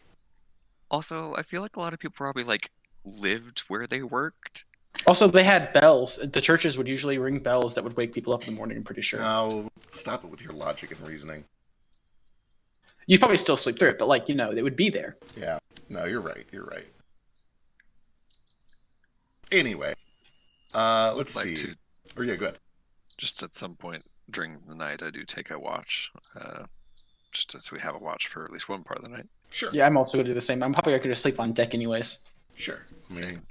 I'll drop one of these. First, second, third, fourth. Where's my token? I just dropped a new one. I found mine. I'll take watch with Nordo. Let's go first. That's second. I'm moving it. Thanks. You're welcome. Are we expecting trouble? Always expect trouble. Never be disappointed. With this group, yes.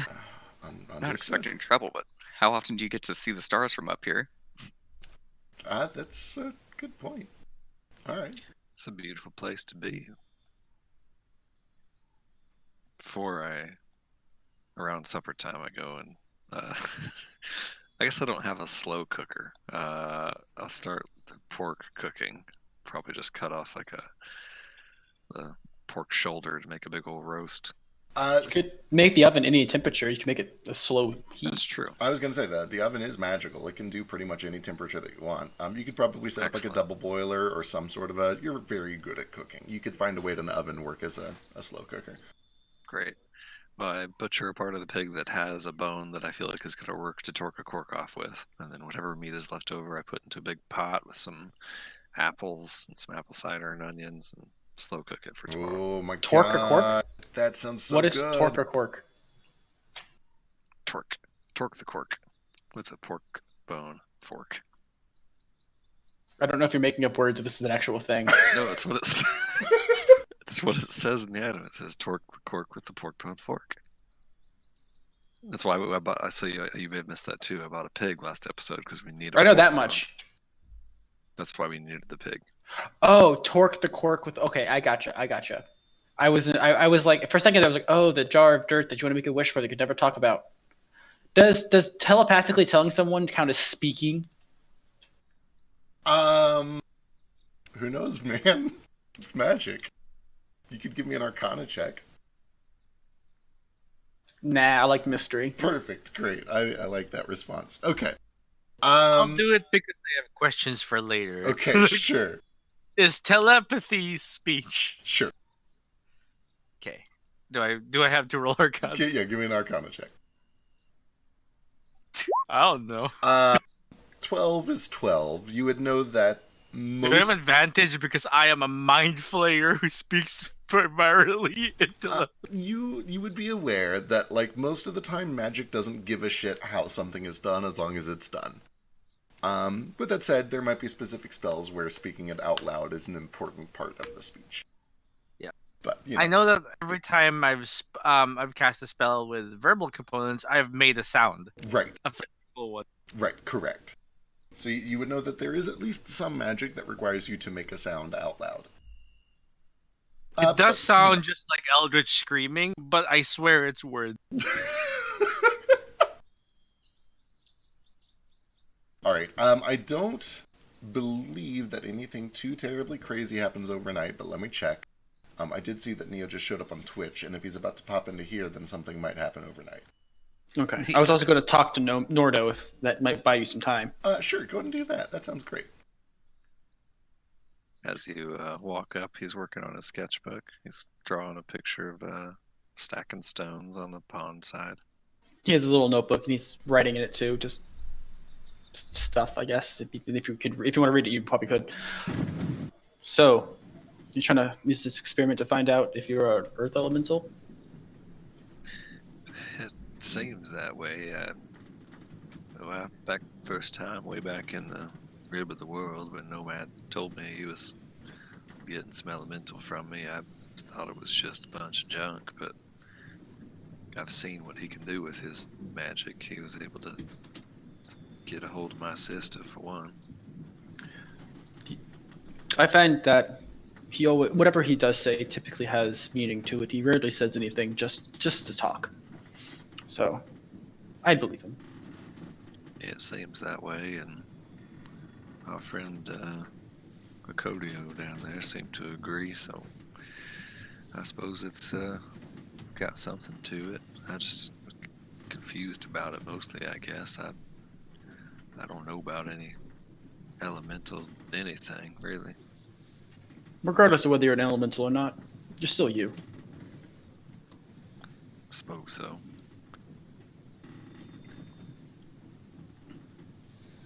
You said now, arcade. I'm just, You said sorry. right now, I'm just eager to get him out of there, and I look up at the balloon of the ship. Yeah, it's not really a way to live. It's not, and I feel a little bit, I don't know. In Orca, she says hypocritical for, I mean, I cut the head off a slave and made some big killing of him back there. We're flying around on a slave's back, so I'd just like to get him out of there as soon as we can. We're doing just that. You said Arcadia says he believes in you? Or what did that guy's name was? I forget his name. Okodio. Arcadia. Yeah, don't know about all that, but he stopped me before we left and said he didn't say it, but he kind of said it without saying it, that he thinks I'm maybe got some of the earth element in me. How do you mean? I guess I don't even know. All he really said was that I did a good job with those stones, but I don't know. I'm pretty good at reading people generally. I think he meant a little more than what he said. Sounds like a euphemism to me. Fuck. Boy. Pretty much like if it was code in some sense. Shit. I don't know if he was using like thieves can't or something. It doesn't sound like thieves can't. Give me like investigation. Do you speak? You've got a level of rogue. You speak thieves can't. I do. I speak a lot of languages. Sure. Give me Give me insight. Actually, insight's the correct tool here.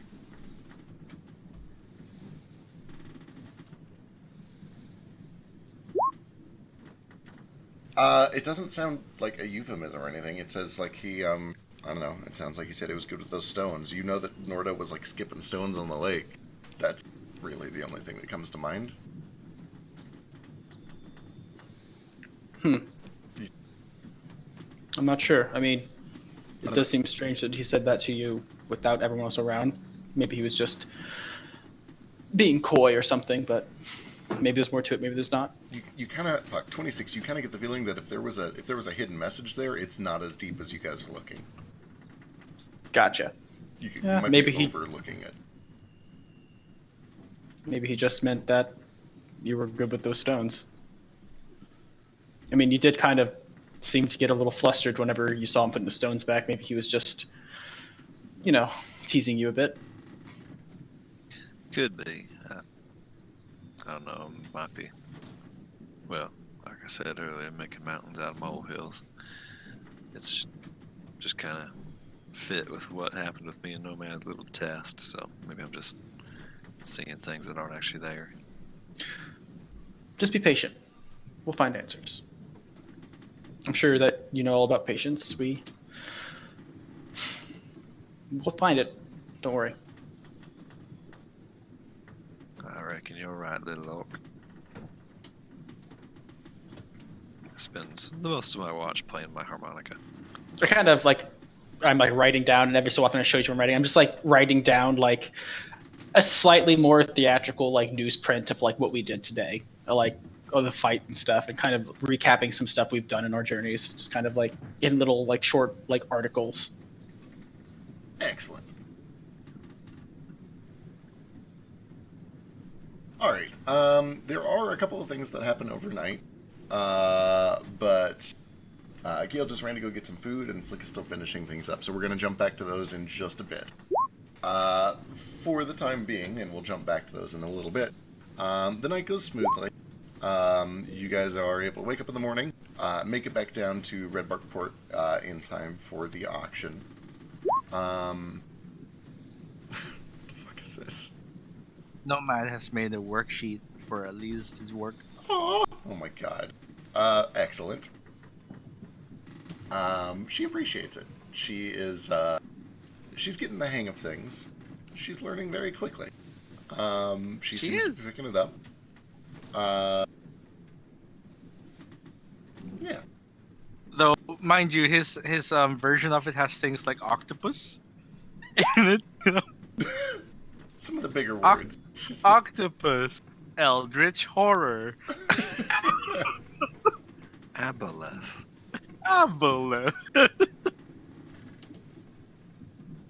When you guys get down to the Redbark Port, the following morning, the entire ship does smell like this delicious apple-basted and boiled, slow-cooked pork, which is making me hungrier than Christ, for the record, and I really need to go eat something.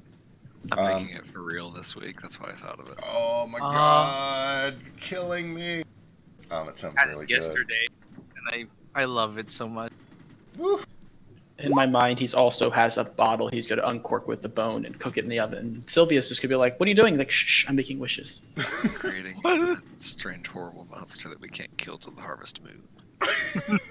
Let's wait till the harvest moon. Just in case. I can see the face she's giving you already.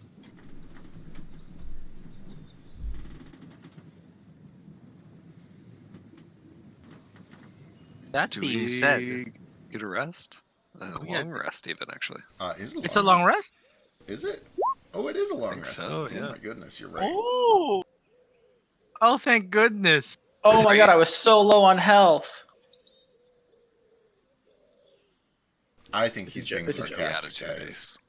I'm kidding. If I was low on health, I would be dead. Please don't let me get hit. Ace just has like one hit. It's just binary. He's either alive or dead. It's like that fucking. Yes. Brandon So we were Gilbert discussing video. this. Dead. Did I go down the first session, like pilot session, or have I actually not gone down yet? Didn't you go down to like the crabs or something? I don't think so, because I think I think they 'Cause like I think I grappled pro- you, but didn't quite kill you. yeah, Yeah. because I think I had to like kill myself so I could see what my animation would look like, because I really wanted to see my legs be up. But I Yeah. don't think I've actually gone down yet. I think I'm the only person who has not gone down. Excellent. It's like that Brian David Gilbert video where everyone has one hit point because you can take one round from a battleship's gun. Yeah. I am Shed Ninja. Let's see. She gets some mana back. She gets some stuff back. Is Ace here? Ace? Yeah, Ace has I been mean, here. Flick. I see the Flick say something. Flick says that I am. He's almost done. He He's says he's almost here soon. Yeah. We've sufficiently bullshitted our way through enough dead space for Flick to show up. Sweet. Almost. Also, have we split our money yet? I'm dying for it. I was going to say now might be a good time to split loot, especially since you guys are about to go to auction. Granted, the only thing they're auctioning is wood. So, Yeah. it's not going to be that exciting. I think the We're main not thing gonna we be should- buying. I think the main thing we can talk about is whether we're splitting this loot or whether we're spending all of this gold on the ship, which is probably like an in-character conversation, but I don't know. Hello, I made it. Finally. Did it. Mm, Good morning, sunshine. All right. Good morning. So before the good morning, I guess we'll put off the ship talk until Gale gets back. Flick, you do have an eventful night. Oh boy. As you sleep peacefully, you have a bit of a dream that you remember later in the morning when you wake up. It starts in darkness, as most dreams do, but there is this gleaming bead of white that suddenly just kind of shows up out of nowhere. Kind of near the top middle of your vision, and you keep trying to look up, and it keeps running away, and it's always at the top middle of your vision, until eventually, all at once, it kind of begins to drip downwards, like a raindrop. But as it does, like a raindrop crawling down glass, it leaves a line, just this very perfectly straight, bright white line, until it eventually hits something in about the middle of your view, and stops, and it begins to spread horizontally. Almost like an upside-down T shape now. It's spreading in both directions, left and right. And then one of these arms starts to kind of split into two. Another one splits into two. And you begin to realize that it is filling a maze. A vaguely kind of circular-shaped maze. Being illuminated by this river of white light slowly. And as the light begins to fill more and more of this maze, you're able to make out that this maze is kind of pulsing or beating almost organically. You can see that the walls of the maze are made of this kind of dark crimson red. And for several minutes, it's kind of just this trance-like vision of light filling a maze until eventually, as it is almost entirely filled and this light reaches the edges of the bottom of the maze, it kind of pours out through 3 holes, one to the left, one on the right, and one down to the bottom. And as the light pours out of these 3 exits to the maze, it begins to kind of sprawl in this very organic branching pattern, almost like a mesh of nerves. And you look and you can see to the left, the nerves eventually find a bundle. And this bundle begins to squirm and fold in on itself and grow and twitch until it forms what looks like a heart. To the right, this bundle of nerves that is branched off does the same thing. It starts to kind of twist and bundle in on itself until it forms a sphere, and then an iris on that sphere, and makes an eye. And then finally, the bottom branch of nerves condenses into several points throughout the mesh of nerves, each one turning into this sharp, pointed tooth. Some kind of triangle-like shark teeth, some longer like a serpent's fang, others kind of flat and square-like molars. And you kind of sense, after some time, yourself being sucked into this maze.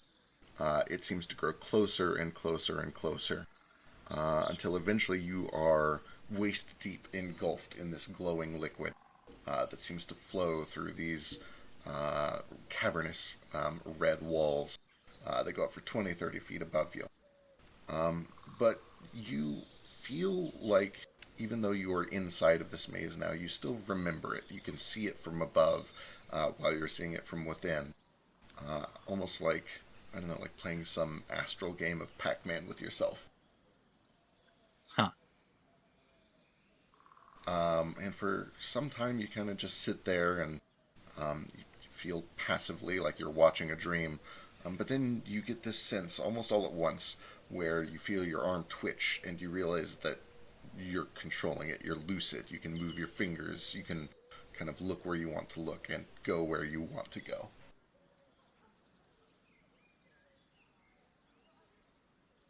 All right. I'm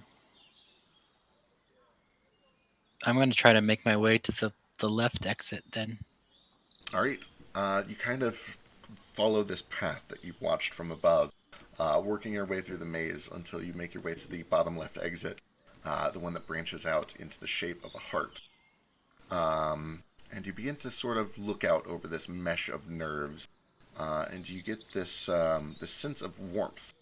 The heart kind of begins to be drawn by this bundle of nerves closer to you, close enough that if you wanted to, you could reach out and touch it.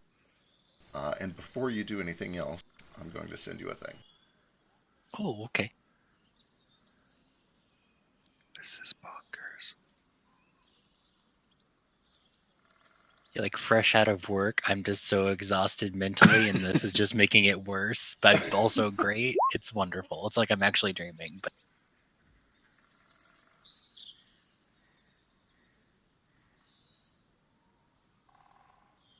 Anyway, while you're making that decision, because I assume that it will take a little while. yeah, I'm sure it will. We'll jump back to the morning. You guys make your way down to the auction.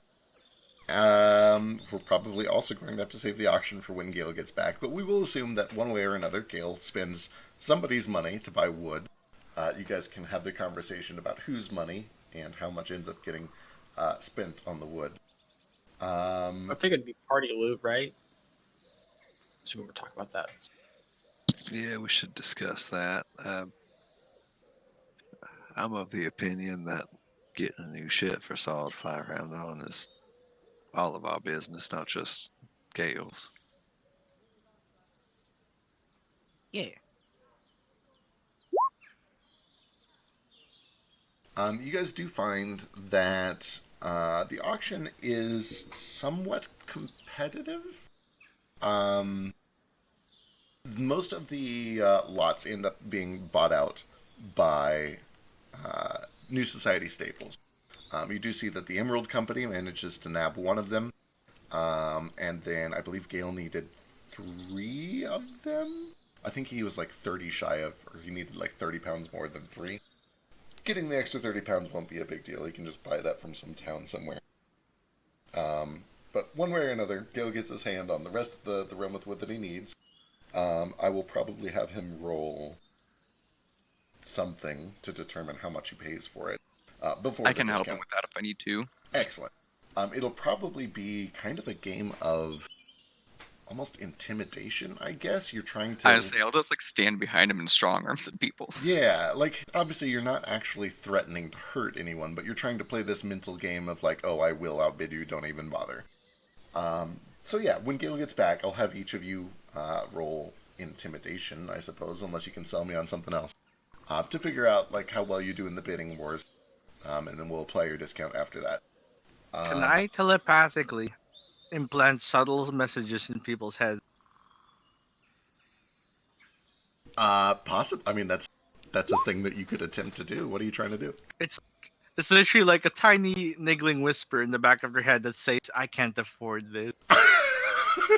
I really shouldn't go this high. It's only this wood. Okay. There's more wood." So, a thing that you can do with your telepathy is telepathically talk to someone. So you could literally, like, jump into someone's head and say, oh, I can't afford this.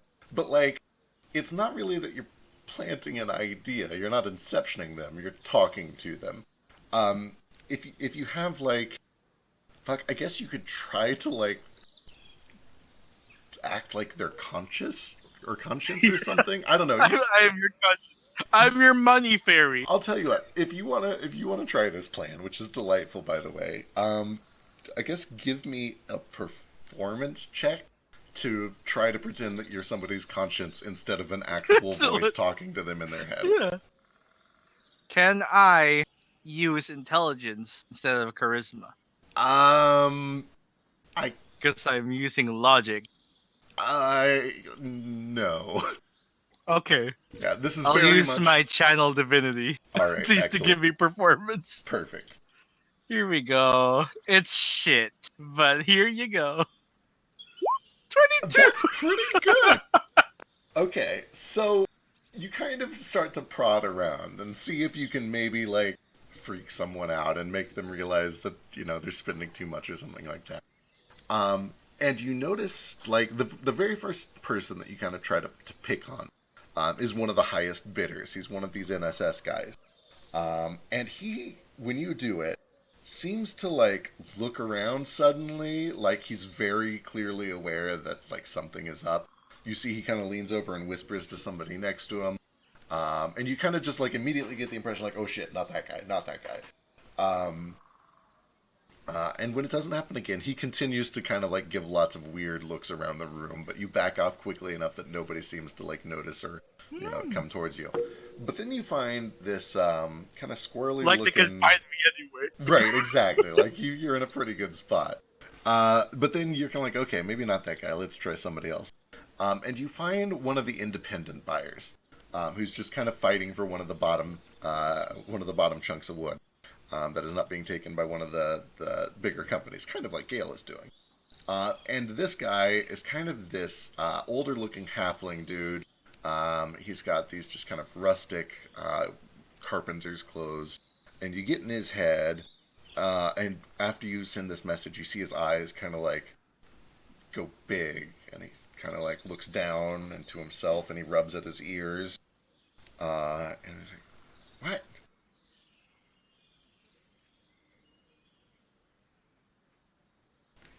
It is too much for winter. Maybe another time. Kind of like looks up and around, and he's like currently got the high bid, and then somebody outbids him. Gale like outbids him right there. And the auctioneer is like, "Oh, do I hear a raise 50 more?" And he kind of like looks to this guy waiting for a counter bid. Is it going once?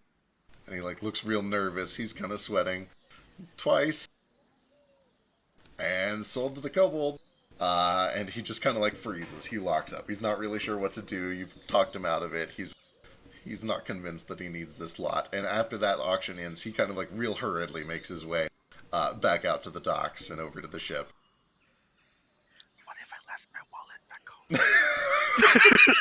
You continue harassing this poor man all the way out to the docks. The money isn't on me right now. It's gonna be embarrassing if I win. Excellent. Either way, the rest of the day at the auction goes fairly uneventfully. You guys are able to purchase the rest of your Realmouth wood. The stuff that you purchase through the auction is pre-cut. Several of them are in planks that are long enough to be useful for the ship. The rest is all still usable too.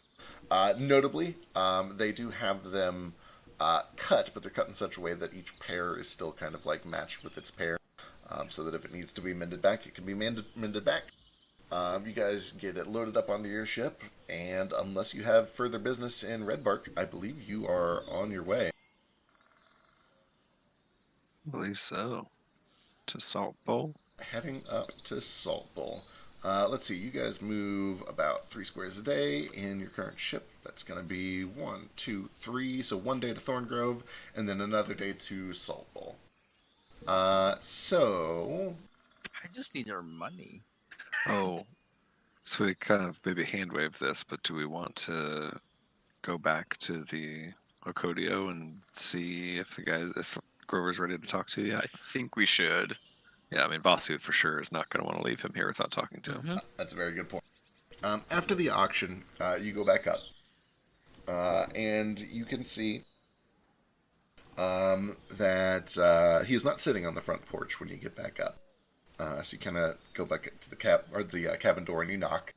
And when you knock, he does open the door, and you can find that he's got a warm mug of tea, and sitting at the table with a mug of his own is Grover, who appears to be kind of a little bit better. He doesn't speak or anything when you come in, but he seems to look at you with some sort of intent and recognition instead of just like a dumb animal. It's like, oh, good. You're back. I haven't finished speaking to him yet, but if you have any questions, I suppose it's better now than before you leave. Did the auction go all right? It It went did. very well. Good. Come in. And as he kind of guides you in and, make sure that everybody has tea, he says, what I've discerned so far is that there was some degree of mind control, perhaps?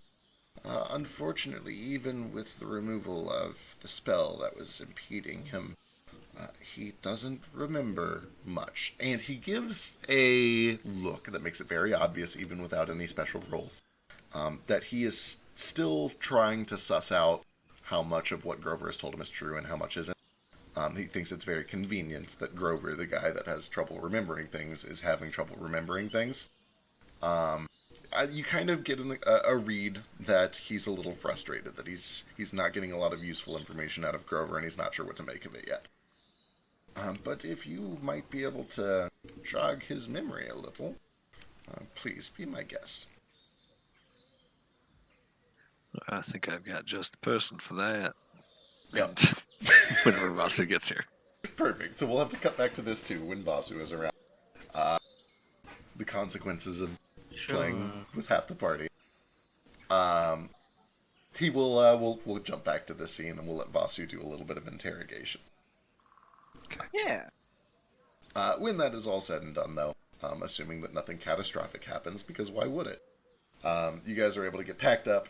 It's probably about 4 p.m. by the time you guys take off. Which will be enough time for you to make it to Thorngrove by... Yeah, it'll be like dinner time tomorrow. You start to sail off, sailing overnight over the strait. And let me go ahead and get sailing check from either Moat or Flick or both.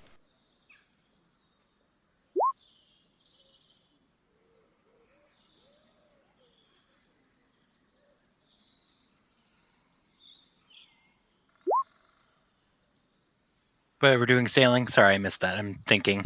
Yep. Are you being made to solve something?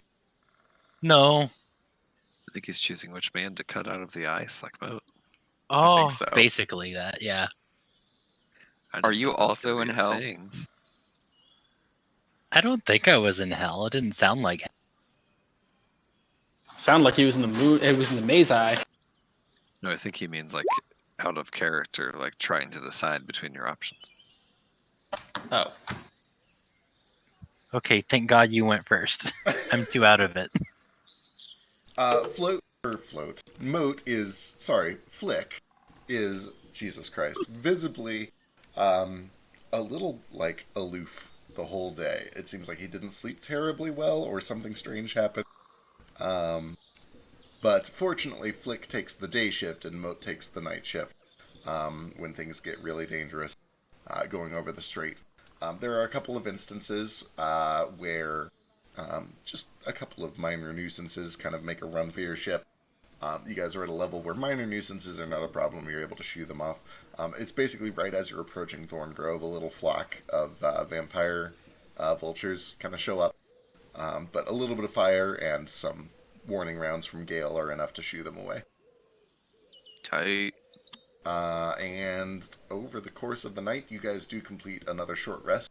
A thing might happen when some people get back. But for now, what's up, Nordo? Just during the day while Flick is taking his shift and looking very sleepy. I walk out and I'm like, hey, Flick, you feeling okay, buddy? You look a little tired. Hello? Oh, sorry. I had this dream last night and didn't really sleep that well. Yeah, I could tell you just don't look like you have that big Flick energy you usually have. wow. Sorry. Damn it. there it is. All right, I'm done. That's all I wanted to do. God. He just says that, smirks, chuckles, and then just walks away. God damn it. Get back here. I'm not gonna argue, so I'm. Yep. Back to being dazed. It's fine. I probably Big- wouldn't have actually big even Flick noticed you were energy. dazed. I just needed to say it. Um, Nomad checks up on Flick. He has just a plate with one piece of pork on it. Go and give me a cooking check, by the way. I need to know how delicious this fictional pork is so I know All right. how hungry to be. does he will help me? Probably, unless you guys are working on the jar. Oh, right, you have to do the pork ahead of time. Yeah, she is definitely helping. It's pretty good. It's real good. It's fucking delicious. It's really good in real life. You should definitely just try it.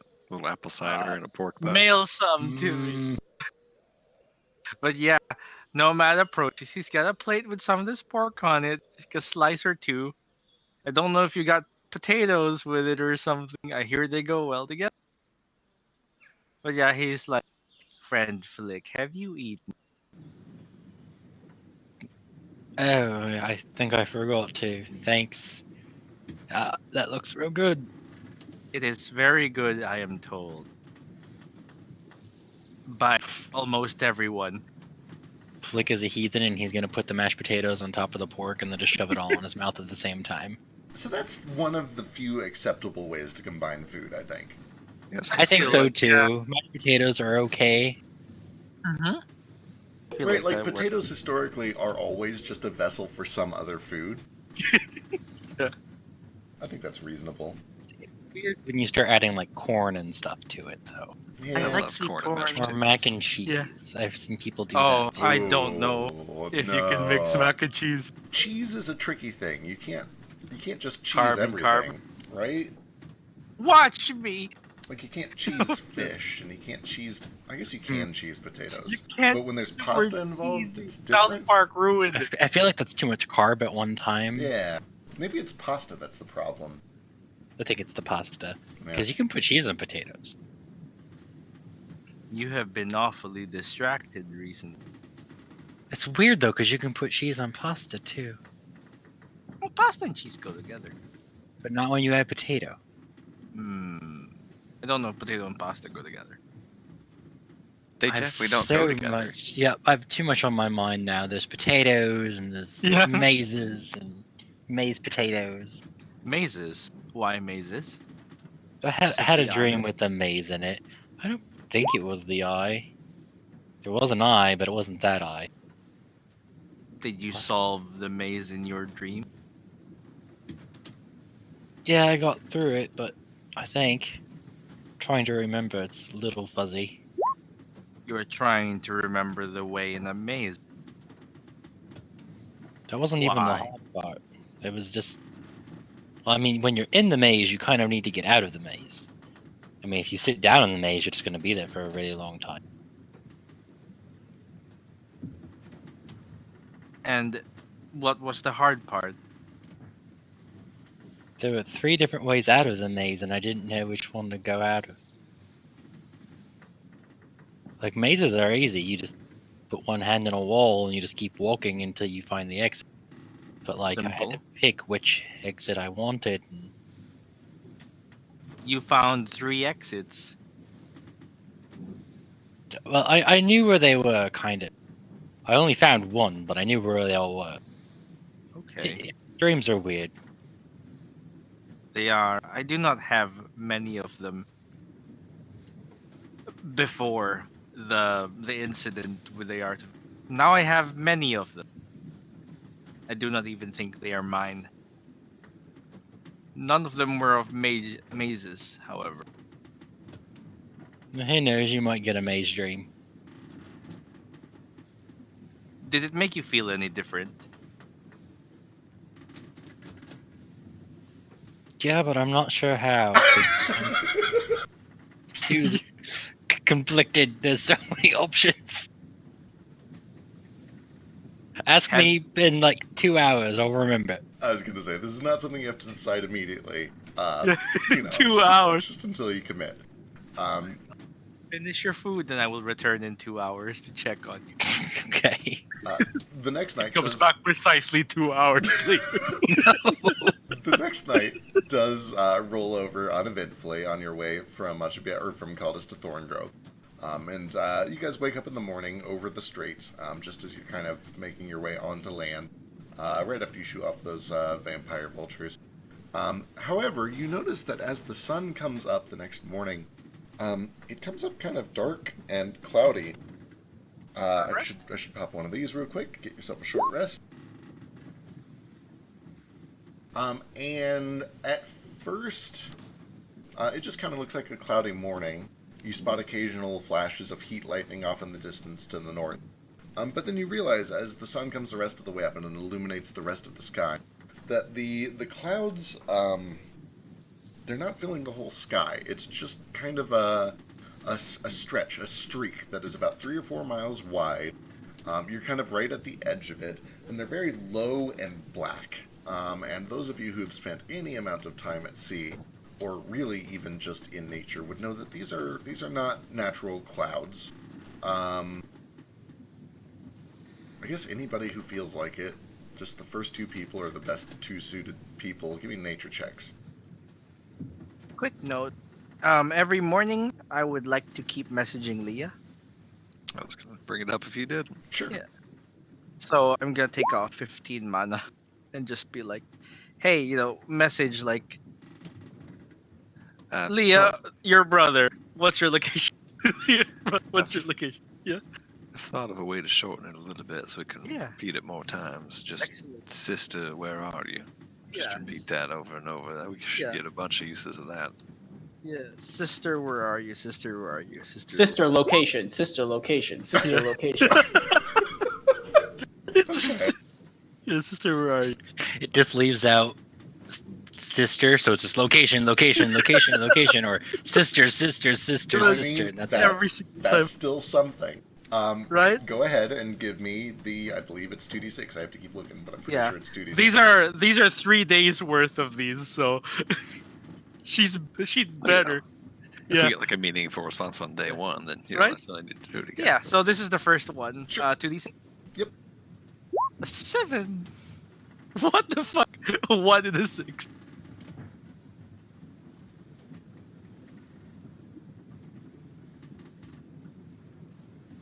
Okay. Interesting.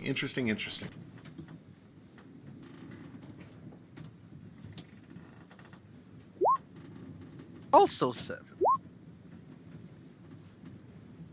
You know where art thou just also means like why are you called? It's like why is your name sister?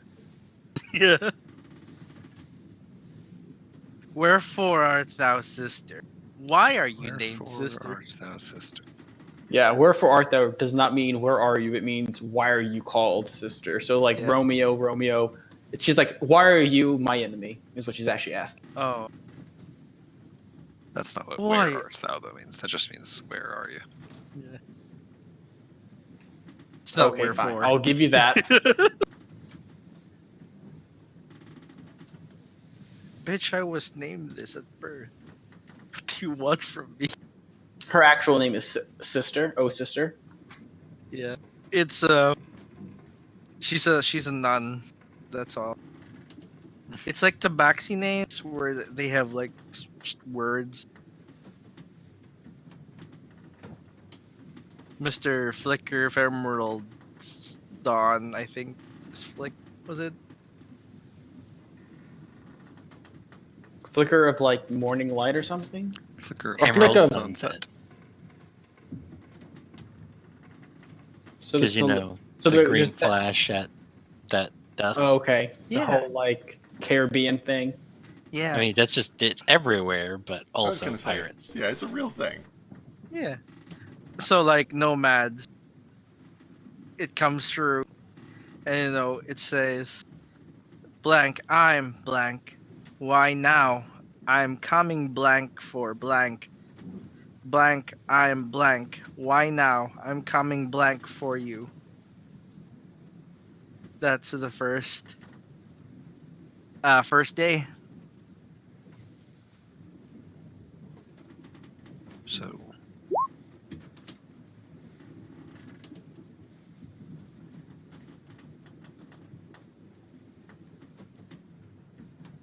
still didn't get a location. Was got I don't know. sounds like she Does sounds she like sound at least impatient as recognized well? who what was though this time. Well, give me an insight check, Nomad.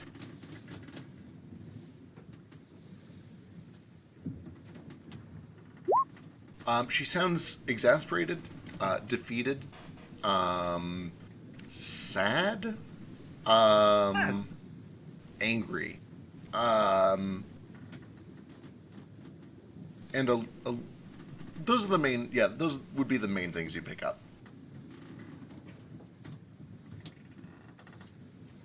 She seems sad, angry, defeated. She Different. does not seem to be in a good headspace. Doesn't sound that way. I wouldn't expect her to be based on the way I left her in, but it sounds like she at least recognizes who sent the message this time, or at least she sounds different than the last times that she sent back to. Perhaps if we send it later in the day, give her more time to think instead of early in the morning. Well, if she at least knows who is sending the messages now, then we can leave that detail out. Now all we need is the location. Should we tell her your location? We could do that, or we could just ask her to meet us somewhere. We could just say, meet where, At over and over. meet where? Yeah. Meet where? Meet where? It's unlikely you're Where's gonna the miss all meat? the words. Yeah. Meet. Yeah, meet where? Question mark is like the second day message. All right, give me 2d6. Sound right? Yep. Could you just send meet where / meet when alternating back and forth for the entire Yeah. sending? We could do meet Eh. where when. Meet when. Meet where Yeah. when. Meet where And just when. repeat Meet that where until you when. hit the Yeah, word count. meet where when. Yeah, Meet that's what where we've been when. doing, just repeating a phrase Yeah. over and over so Just that because we words get don't cut. have. Yeah. Yeah, until we can scry on her, we can't really give accurate messages. Yeah, the only people So- I think that might be familiar with this technique are maybe Moat and Flick, and even then it would be kind of rare. Like, they might know that this is a technique that is somewhat like a common trick for people that use sending a lot to contact people that they don't know very well, but like if somebody doesn't know the sending spell or isn't familiar with how it works, it'd be, I don't know, it could be difficult to interpret. Anyway, give me 2d6. And he'll 2d6. Yeah. I'll let Nordo roll that. Channel. Fuck yeah. Fuck yeah! What a waste, though. No, wait, we literally have 3 words. So these 3 words get repeated, except for Meet 2 of where them. when.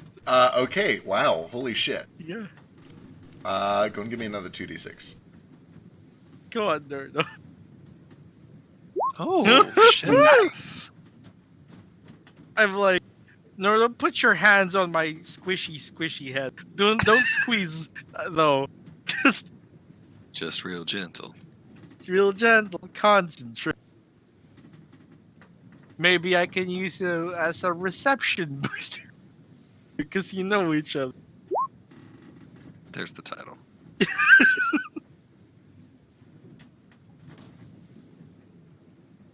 Put your hands on my vulnerable head.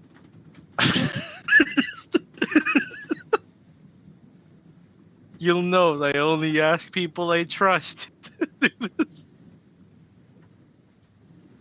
How much mana does sending cost? 5. Yes. Good God. Yeah, it's real Yeah. expensive. It was up to Hopefully. I was up to 28. Now I'm down to 13. Hopefully this will be the last one. Maybe.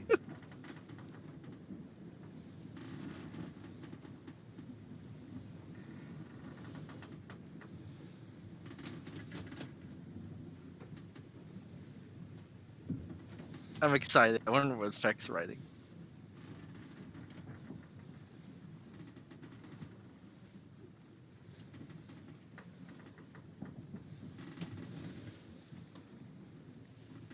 She does. I'm just now putting 2 and 2 together here that she does know this trick because she used it in her message back to us. We what's the word here? We made it even more succinct. But her message back to us was the same phrase repeated twice too, so she knows Yeah. to do this.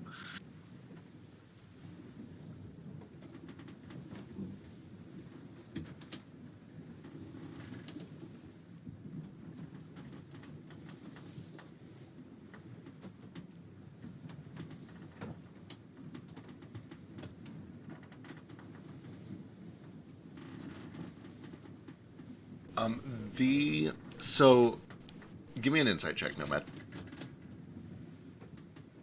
Oh no.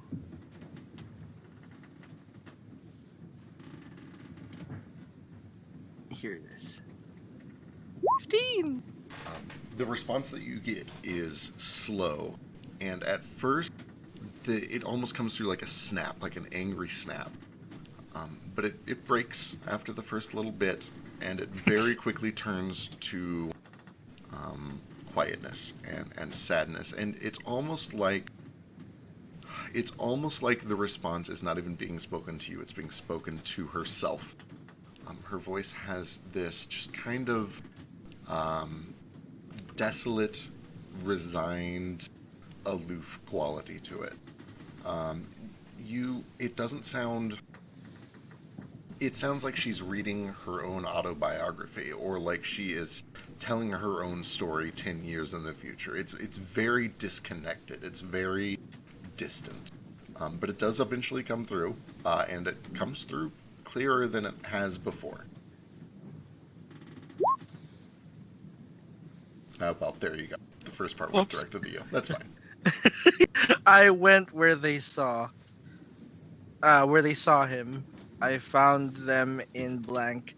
I heard what happened to him. I'm going blank to make blank. What was the first part? I went where they saw Yeah, him. I went where they saw him. The orcs. I found them in blank. I heard what happened to him. I'm going yeah, blank to make blank.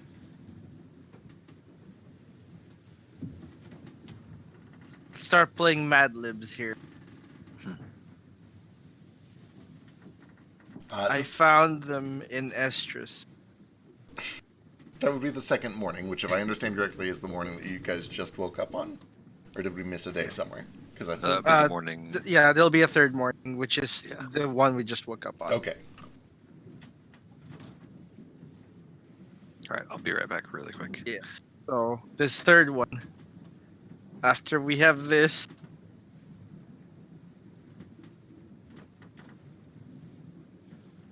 One more send. I can only do one sending a day because it hurts. I am recovering basically only 2 mana a day. Well, except that one day where I used my arcane recovery. And then I don't get that again until Sunday. What day is it today, actually? Let's find out. Monday. Yeah. Oh, it just turned Monday. Oh, yeah, it was just Saturday. Yeah, so the sending you just sent would have been on Sunday morning. Yeah.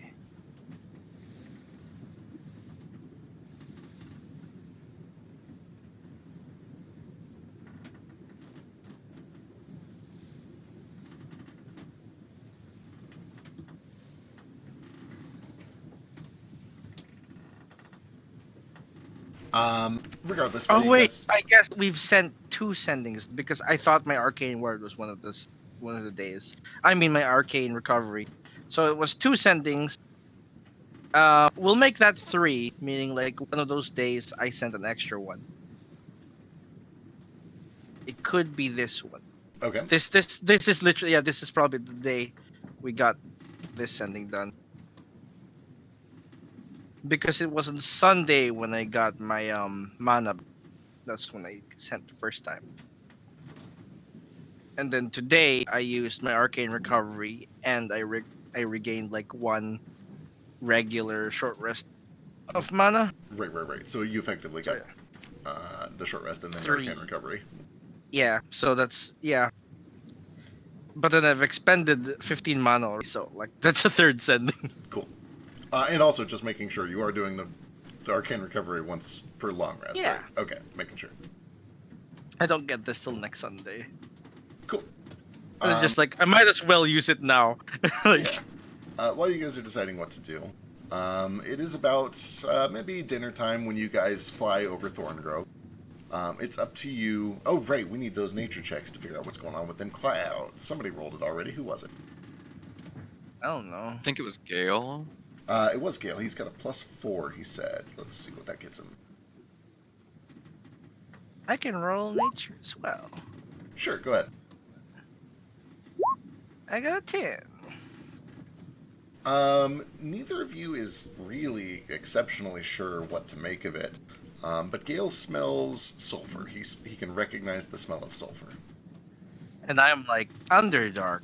We don't really see clouds very often.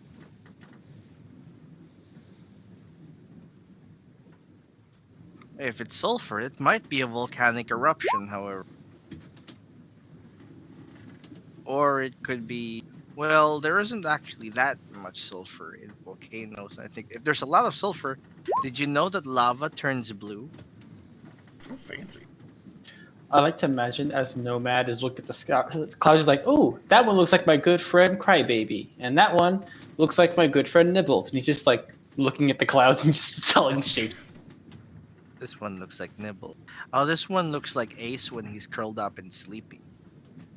As you guys are sailing along, you do eventually start to see off in the distance signs of rain or snow. It's a little hard to tell. At first it looks like rain, kind of just like drifting down from these clouds, but as you get closer and closer, you can see that it's flakes, not drops. So you're like snow. But it's way too warm to be snowing. And about the time that dinner hits and you guys start to see Thorngrove approaching in the distance, the wind kind of shifts a little bit. And sure enough, you can see that falling from these dark black clouds are flakes of ash that begin to kind of coat the balloon and the deck of the ship and anybody who is staying above deck. The air gets very thick and sulfurous. Yeah, what's up, Ace? I put a handkerchief over my face. Yeah, No you can wet. cover your mouth. Even without like the knowledge to do so, it's very obvious almost immediately that you don't want to breathe this. It's very hot to breathe. It's very sulfuric. Very uncomfortable. It stings the eyes. I start collecting all the air, just sweeping it into jars. Most of you have ash gear that you purchased for your trip. Yeah, to I the put on river. my ash gear. Yeah. And that helps a lot. Where are we at currently? Like, where's the ship at? You Is guys- it or the? Thorn Grove right now. Oh, so we're Where's the storm above coming in Thorngrove. from? It seems to be flowing in a streak from north to south. The wind is kind of blowing a little bit southeast. So, like, here's about as far as you can see. It seems to be blowing kind of like this. And it's going the opposite direction of where that orc told us the lava was flowing? Like they're flowing towards each other? I mean, vaguely. It's mostly just flowing in the direction of the wind. Okay. Do I know if there's any, like, since we travel this area, do I know if there's any, like, volcanic activity in this area? Give me a history check. If I name it Pompeii, do I get an advantage because of humans? Negative. You would know that there's a lot of mountainous regions here. You would... in your research of Von Mirage, as you were kind of planning to come over here, you've not heard of any like active volcanoes in the region, no.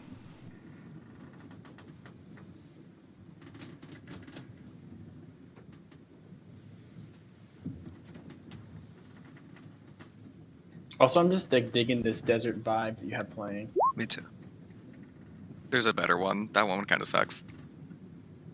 But thank you. It has some, like, Gerudo desert vibes.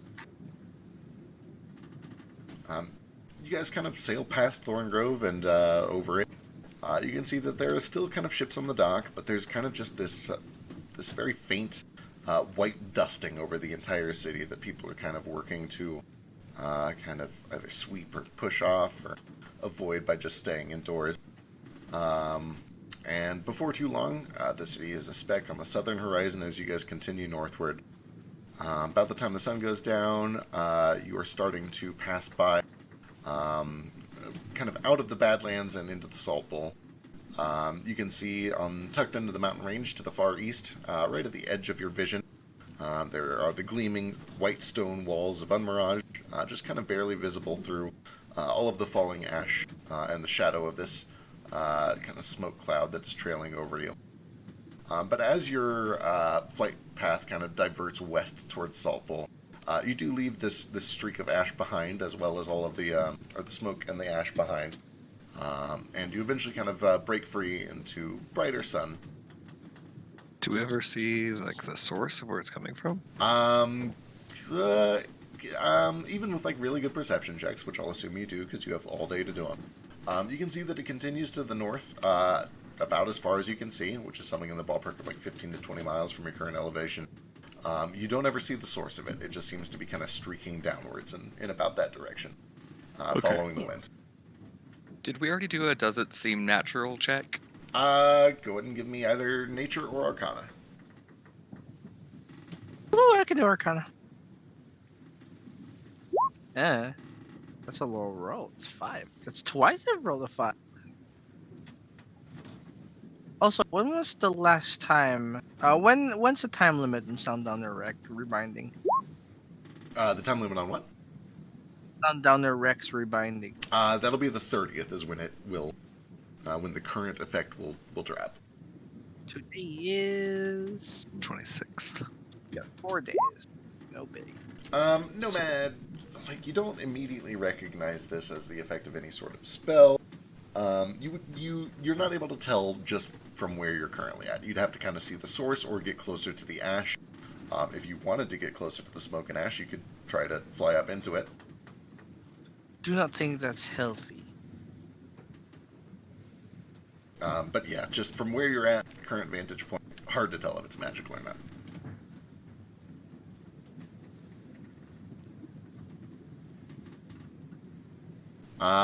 More time passes. About midnight gets you to right around here or so. You should change your shifts. Some of you kind of go down for bed. Some things might happen depending on who shows up near the end of session, but we'll cut back to that. But apart from those things, let me check. Yeah, still waiting on Nordo's suggestion for a Oh, we still have message. one more to go? Yeah. Well, we have one more on the same day, or I could just we could say that for tomorrow, and I'll refund myself 5. Yeah, I mean, Because like we It's just got a frustrating. big. Yeah. yeah, we got a lot out of that. We still didn't get a location, but Yeah. I'm wondering if she, I don't know, can't say for some reason, because last message we sent was pretty concise, and she still didn't say where she was going, so. I feel like perhaps she doesn't want to meet with us. Maybe there's someone traveling with her she doesn't want us to meet. Or maybe someone is reading her mind. I do not know. These messages are completely within the mind. Maybe just one more try, and we'll hope that it gets through. And just say, will you meet with him? I guess 5 times. With Nordo? Or meet She with brother? doesn't know my name, but Yeah. she knows that that's who you're talking about, I assume. Will you Are you meet brother? Will you meet with brother, basically? Yeah. Okay. 5 of those. Go ahead and give me 2d6. Nordo.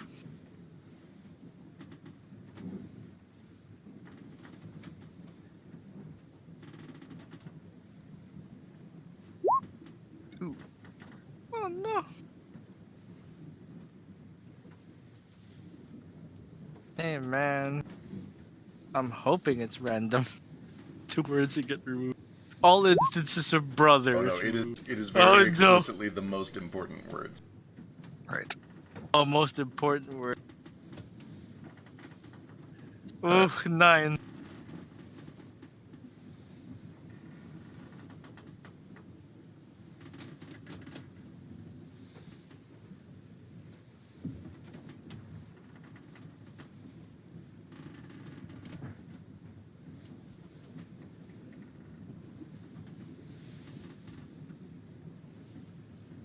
Would it not be easier to just like make a sending spell scroll and just have Nordo cast it himself since he knows his sister?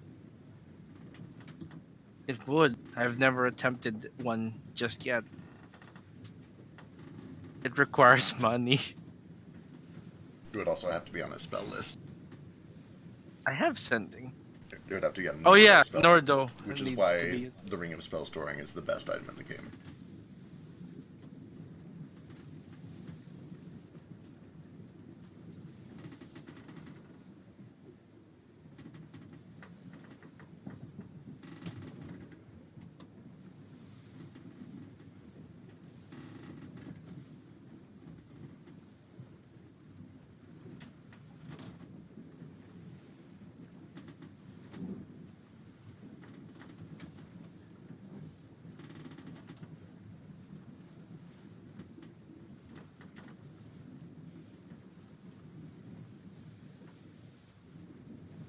I'm concerned. Same. 9 words out of like 25 is gonna be gone, and they're the most important ones. Right. Um, Unless she has the good sense to just repeat the location 25 times. The response that you get this time is very fast and very upset. It's angry. It is flat out angry. But it is kind of anger that feels like somebody finally talking back to someone that they know they're not supposed to talk back to. It is an anger that is fueled entirely by irrational emotion, and not one that is indicative of an angry personality. It seems like the anger of somebody who is truly frustrated, and this is what you get. It is heavily garbled.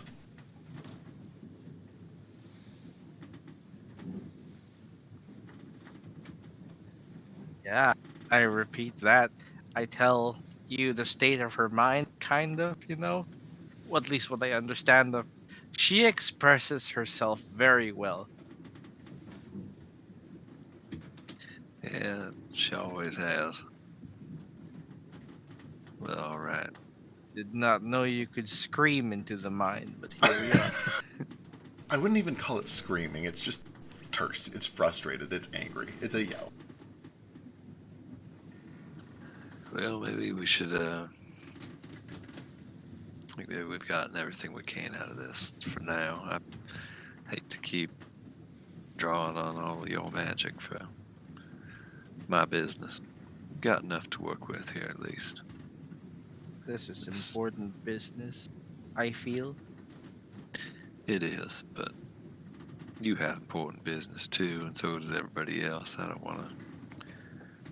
Besides, we've got enough I can work with. It sounds to me, maybe it's just my gut. I don't know if she ever said anything that really implies it, but it sounds to me like maybe she's headed back to our home. Back in Melanoa.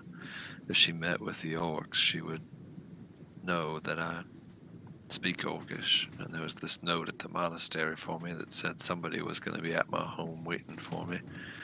So maybe That might be it. it's a start anyway. Somewhere to look. We will contact her again when you wish to meet, or when you wish to pursue that. Maybe we can just say we will be at Milnoa. We'll be at. Yes, I believe that'd be a great idea.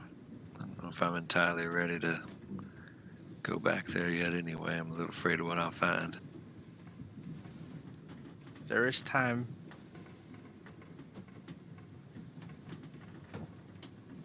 Not sure how much, but hopefully enough at least. Surely she has patience. Not that she sounded like she had much of it. To her credit, you could be anyone talking to her. Could all be some sort of trick. I mean, I know it's not, but she doesn't. I do have a very answering machine-like quality to my. Little orc, what's the orcish word for answering machine? Ooga booga answering machine, of course. I think he made that word up.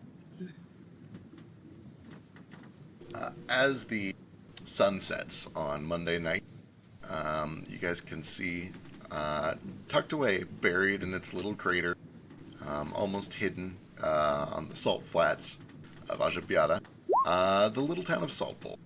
Its streetlights or fires and building lamps just starting to pop on as the sun goes down. You can see the tower on the south side of town where airships can dock. It's been some time, but the city looks about as you left it. Do we want to maybe, I don't know, discuss how we're going to play this when we get here? Because I'll remind everyone that we left in a blaze of gang violence last time we were here and sort of snuck out of town before we got ourselves in trouble. We deny everything. And Gale is still wanted here. I wouldn't be too terribly surprised if we're all wanted here, little orc. Yeah, but he's wanted. But they know what he looks like, I guess. That's true, Disguise they had it. the- Let us make sure the kobolds that we have current are okay with being here. Maybe they should hide in the ship for a bit more.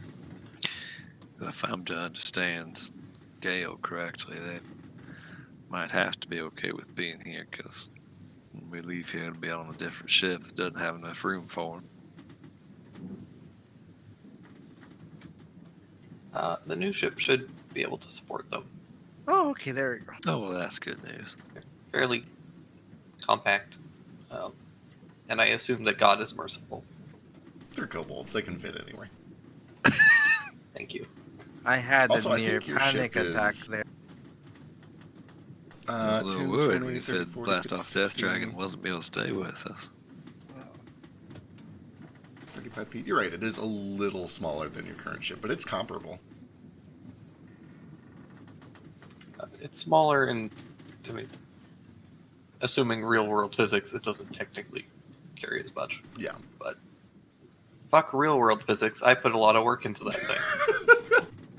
Magic is magic. There's a little bit of Magic. give here and there. Exactly. Damn straight. Okay. I'm gonna kind of resort my spells, and I'm gonna take disguise self so that I can go through Excellent. town. If we implant all, well, how many of these firestones do you have into the ship? Will that give it like jet thrusters?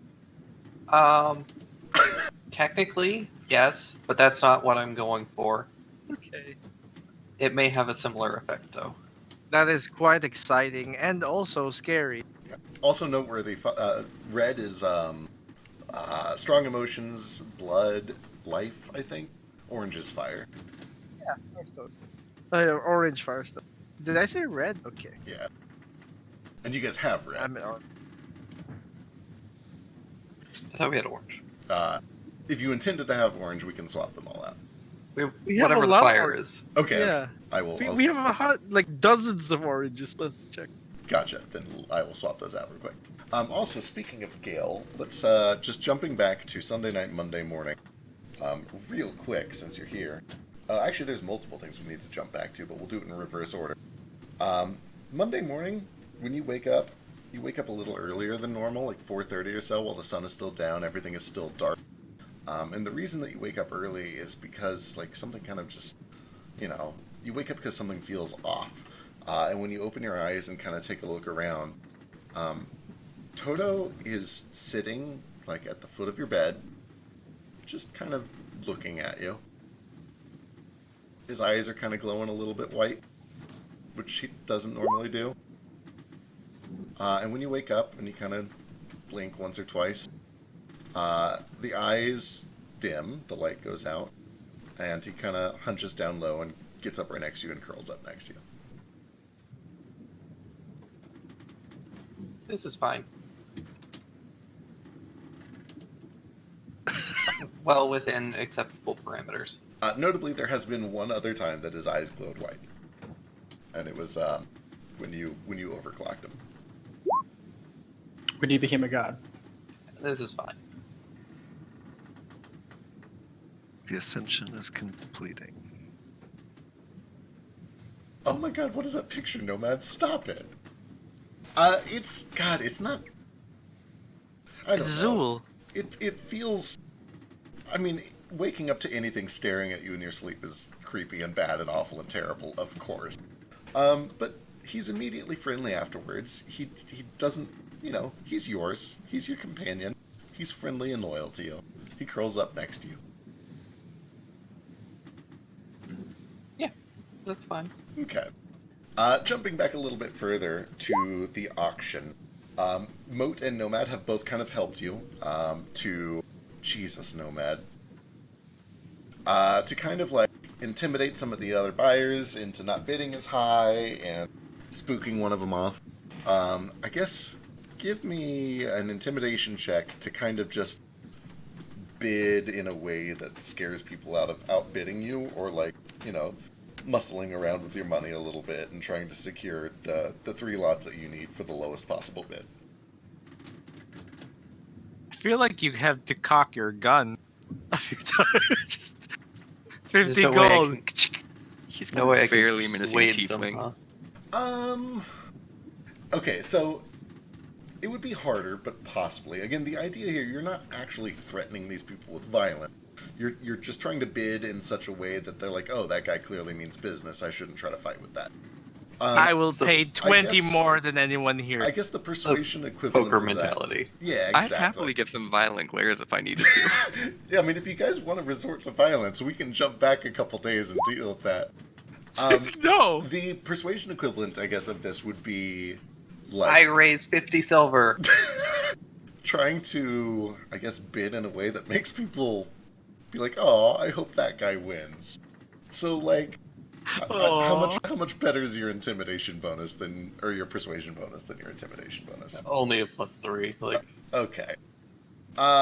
Regardless of which technique you use, these people are kind of hardened professionals. But with that said, you do have help from Moat. So that is a 15, not a 5, or an 18 with the persuasion. And you also had help from Nordo, who effectively locked in one of the lots for you. So you were able to get the remaining, like, 1,530 pounds that you need for... notably, I'll try and probably get a little bit more than that as a, like, just in case we fuck something up. Sure. We can't just get exactly the amount we need. Yeah, What if we yeah, fuck last, something up? last thing I want is to realize, oh, I didn't calculate for a floor. Right. Okay, so we'll bump that to like 1,700 pounds, and you're able to get 1,700 pounds for. Actually, let's make this an even number so that we don't have to deal with crazy nonsense. Actually, no, that's fine. That's how they would sell it. 1,700 pounds. You were able to get it for. Let's see, 1.1 times 1,700, and then 30% discount.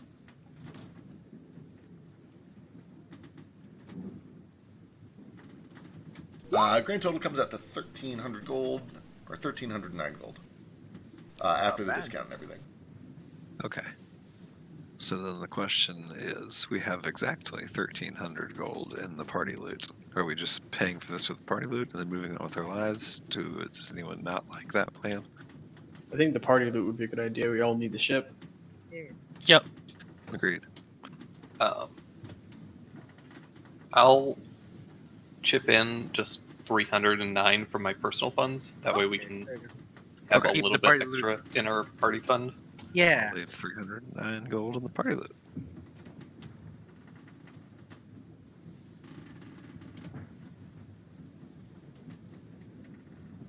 Now, how do we split our gold? We have 309 gold. Can I offer you a piece of this golden arm? Well, that is worth a lot.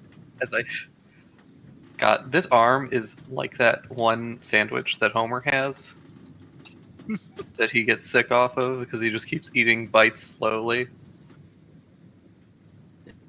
I misunderstood. I thought the party loot was already something we had saved up. I didn't realize that was something we haven't split up. Because some people need money. I'm pretty sure that most of us are pretty broke, except for maybe Flick and Gale. Yeah. Look at someone. I only have money because I stole that Yeah. statue arm, and it was like an absurd amount of money. But you know, I grew feathers, so She should be happy. You're changing a tree into a ship, so she should be really happy. Should be rewarding you with, I don't know, wings or something. Maybe that's what the feathers mean. Who knows? So do we want to leave, like, I don't know, 100 gold in party loot and split up the other 209? That could work. Yeah, need some money in the party loot. Okay, then everybody take 26 gold and 1 silver. And that leaves 100 in party loot. Excellent. You said 1 silver? Yeah, 26 gold, 1 silver. I got 6 silvers. Can someone make a thing for that so that Yule gets gold because she won't be told it otherwise? Yeah, so 26-1, I will put that on our sheet. I got her back.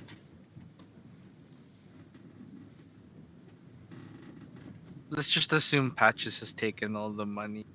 That's why she didn't get any last time. Wait, so are we adding 38 or 26? 26 and 1 silver. Okay. Because the Well- rest of it's going to boat. Yeah. At the very least, we're gonna get more money from when we turn in your quest. Since we're in the same place. How are you feeling now? Has it been 2 hours?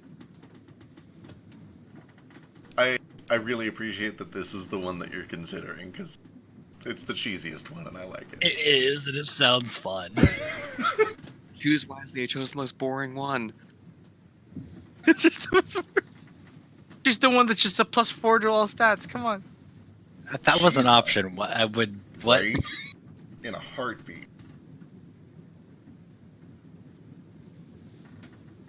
For the record, I love my choice and exactly what Mo would have done. Okay, jumping back to the future, I think we're all caught up. So, Salt Bowl. It is about 4:30 in the afternoon. You guys have made pretty good time.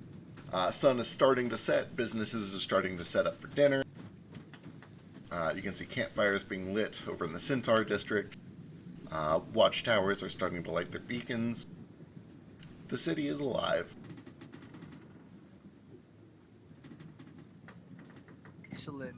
So we Where didn't do we really start? discuss this, but like, what are we doing? We're kind of like probably wanted here. So we keep a low profile first of all. Second, we have to turn in Flick's quest. Then we have to find a hangar to put this ship in where we can build a new ship. And we feel like Joker has that.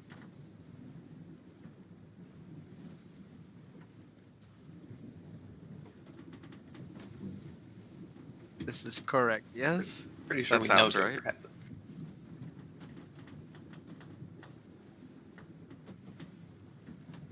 Oh man, What were your choices, Neo? I can PM you my choices here in a second. I still haven't decided, Okay.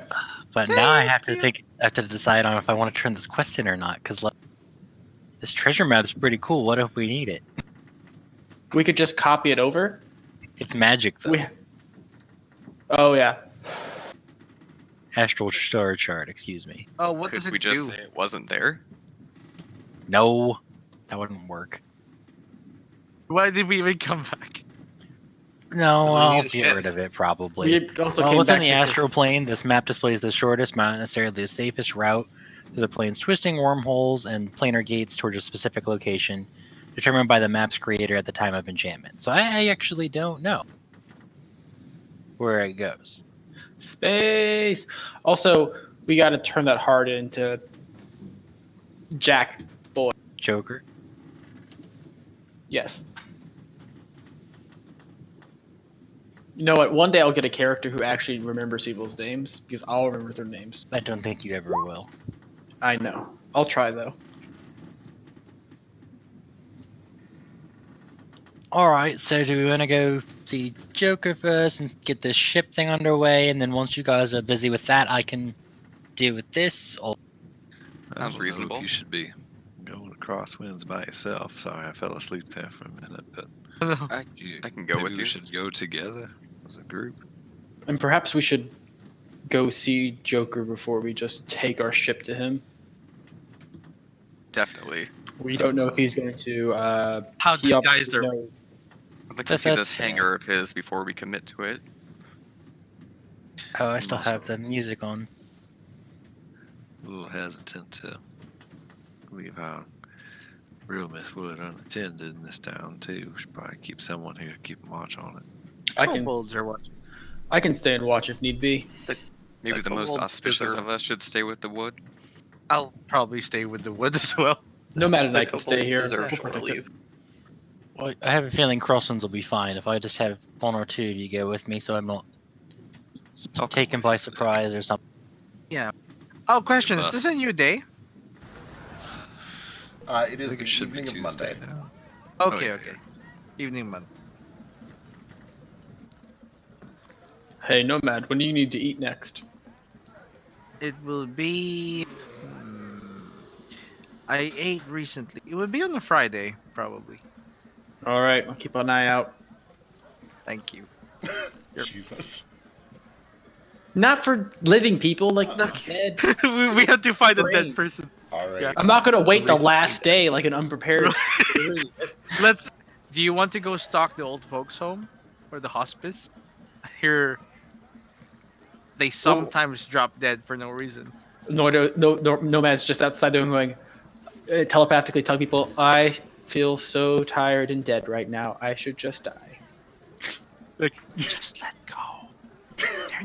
They're not coming to visit. Jesus. They've been forgotten. Okay. I need. Who's going where? Before you start That's looking for suicidal drifters. No, I'm waiting the ship with. Yeah. Yeah. Ace and Nomad are on the ship, keeping guard. Alright. I'm going with Flick to Crosswinds. Alright. Where's Elise going? Is she staying with us? Or is she going with them? I can go where I'm needed. It's up to you, I suppose. I'll go with Gale to Joker's, and maybe Elise should come with us, just because we have a little further to travel in case we get into a scrape. Sure. Yeah, we can take the kobolds with us too. Someone must protect. That Like, Gale, you're really wanted, and I feel like traveling with more kobolds could draw attention to you, perhaps. Oh, I won't look like a kobold. They Oh. will, and they will look There's like kobolds in who. this town anyway. I was gonna say, out of almost all the towns that you've been to, this one has had the most kobolds. It's still not a town. That's the town where like Moat is gonna look out of place. Yeah, Least that's all the true. kobolds. Last time I was here, was I getting weird looks, or... I mean, yeah. You're clearly out of place. They weren't as weird as you were getting in Thorngrove the most time you were in Thorngrove. Okay. The most recent time. Yeah, that was like oddly weird, right? Like they Yeah. specifically warned me about that. Alright, let's do these things one at a time. Nordo and Flick would arrive first to Crosswinds Bar. You poke your head in, and you're greeted by the sound of floozy jazz being played over on the side stage, the smell of cheap alcohol, and you look towards the bar, and you see the old barkeep, but you don't see your friend. You don't see Threemies. Who is behind the bar? It is, I believe it was an orcish man. Yeah, just kind of mid-40s orcish man. Mutton chops kind of styled into a couple of real sharp pointed triangle shapes at the corners.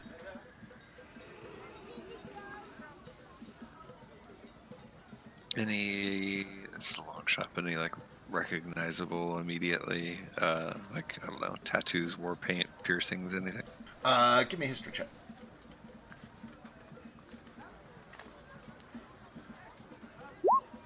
They definitely look similar to the ones that you saw on the healer that you talked to in this camp over here. But that is the only connection that you're able to make. You don't recognize them from home or anywhere near home. Okay. Do I see anybody else that I recognize in here? I know that like lizard folk bartender was usually like downstairs. Yeah, go and give me an investigation. See if you recognize anyone. Can I sell you on perception? I could be sold on a wisdom investigation. Excellent.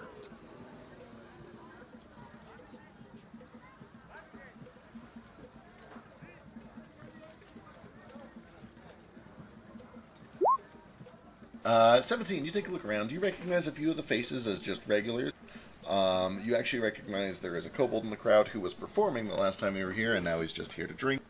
You take a look, specifically trying to find the lizard folk bartender. You don't see him up here. You do see that there is a satyr who was down in the basement, the secret basement last time, but is now just up on the top floor drinking. Yeah, just a couple of familiar faces, but nobody extremely pertinent. I'm gonna walk up to the kobold who I'd seen performing last time we were here, and just be like, "Hey, whatever happened to that big two-headed fella used to be here?" Oh, him? I don't know, man. I haven't seen him in a couple of weeks. He was nice. I liked him. I think maybe he got a promotion or moved or something. I don't really know.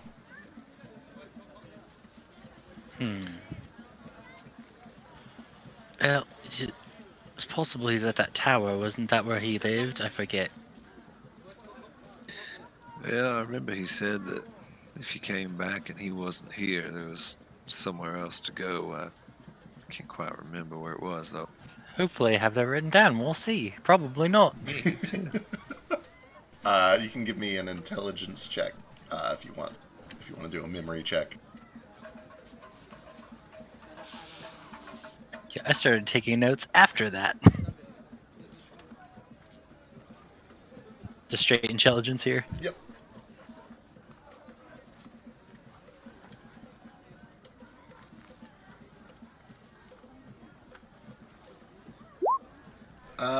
Something about a tree? Some special tree. Some special tree. Trying to see if I wrote it down. I feel like I did.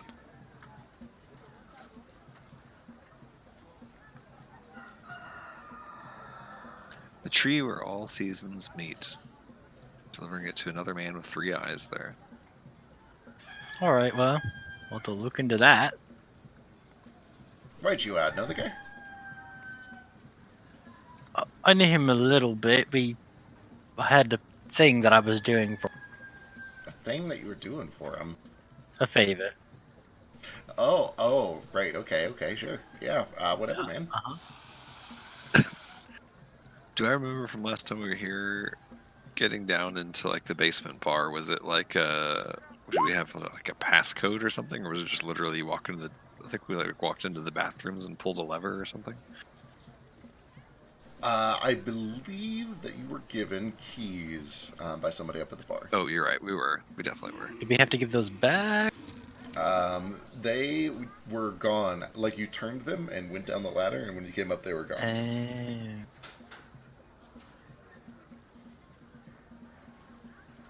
Well, that doesn't seem like an option. Well, tree where all seasons meet it is, I guess. Alright. Does that know sound where that familiar to me is. at all? Oh, boy. Give me a history check or an arcana check. Those are both not wonderful. No, never heard of it. Sounds like something maybe Vasadiva would have heard of, or maybe Moat. It sounds kind of, I don't know, elemental. That's fair. We can try asking them. I don't want to poke around this bar too much and Yeah, I think it's a matter of time before somebody recognizes us. On that note, can I look around and see if we're getting any looks from anyone? Sure. Give me insight.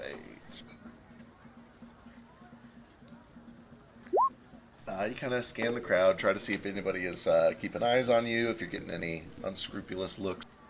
You're getting a couple of people that definitely find you slightly out of place, but even those are just kind of quick. It's more that they just don't recognize your faces. Everyone's having a good time. You don't think that you're being watched by anyone specifically. You don't get the impression that anyone is paying you too much attention. Gotcha. In that case, I'm gonna walk up to the bar really quick. Sure. Just bartender and get myself a grog. And whenever he brings it back, just be like, "Hey, you know what? Where's Three Me's at? We came here to see him." He finally decided to not show up one day. I don't know what it was. He'd missed some shifts before. Always showed up the next day apologizing, but I don't know. Whatever it was more important than this job, I guess. Left me to run the place for the entire first shift. Good riddance. Well, sorry to hear that. Hope your day's improving. It has been. But, you know, good help's hard to find. Could say that again. What, you know him? Yeah, he helped us out with something before, but yeah, it's no big deal. Just hoping to pop in and say hello. Well, hang on a second. Let me go check something real quick. And he kind of swings through here and over into the kitchen for a bit. Not in a super big hurry, but kind of curious.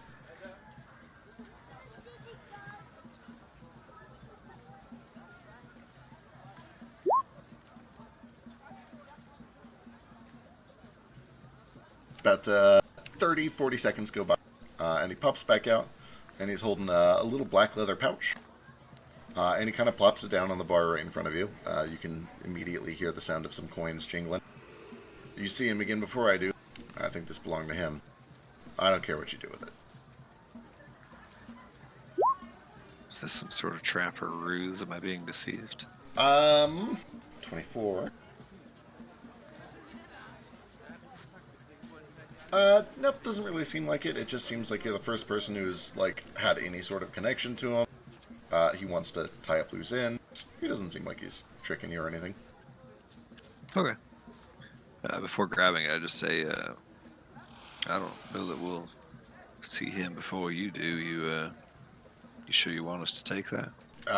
Listen, it's just gonna sit in lost and found, and frankly, I don't like having floating money around. It's not a good look, you know? Fair enough. I'll just grab it and hand it to Fleck, actually. Oh, all right. I'll pocket that for now and deal with it later. Alright. Guess we just head out. Alright, while this is going on, a little bit afterwards, is when Elise and Moat and Gale make their way over towards Joker's workshop. Sun has gone down at this point. Street lights are kind of lighting things up. And as you turn the corner, you can see that illuminated right under one of the street lamps, right in front of the door to this workshop, there is standing a pretty tall Sahuagin dude. Kind of looks a little bit like a hammerhead shark, but big muscle. Kind of just leaning against the door, which is really honestly very short compared to him. He's probably about 6'5", maybe 7 feet tall. Standard Sahuagin height. And he is watching the street. He immediately kind of makes eye contact with Elise and Moat and Gale as you approach. I came here to kick ass and chew sunflower seeds. Hey, it's Vasu. Oh, my foot's broke. We gotta jump back and do shit with you in a second, but one thing at a time. Oh boy. Oh boy. Bad shit, good shit, am I in trouble? Who knows, man? Yes. So before we get into that, I definitely use alter self so that I look like a weaselly little gnomish inventor. Love it. A real big red nose, tiny little spectacles, and big ears. Oh my god. Excellent. And Okay. a dirty suit that. Yeah. Oh, does he have a briefcase that has a crossbow in it? Yes. Sick. I love it. Okay. Alright. As you guys kind of come around the corner and make eye contact, you kind of keep walking. You guys do anything weird, or you just kind of walk up towards the door? I follow Gale's lead. I just head up to the door. Alright, as you guys kind of get a little closer and it becomes clear that you are approaching the building, this hammerhead Sahuagin kind of pulls the cigar out of his mouth, and real gruff says, "Shop's closed, move on."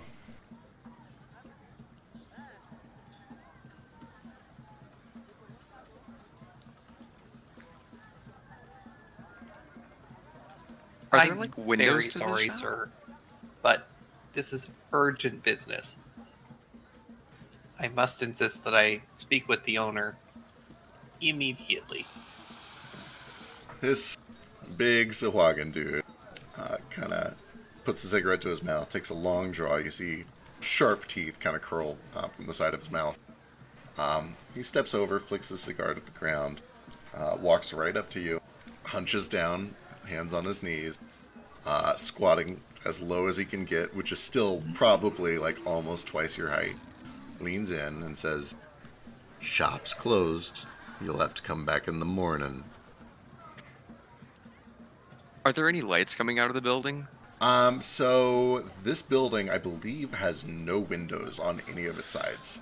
It has the door, and then it has a plain stone face that you know is hiding an illusory, like, shop door or garage door or whatever. Gotcha. But yeah, like, oddly, conspicuously has no windows.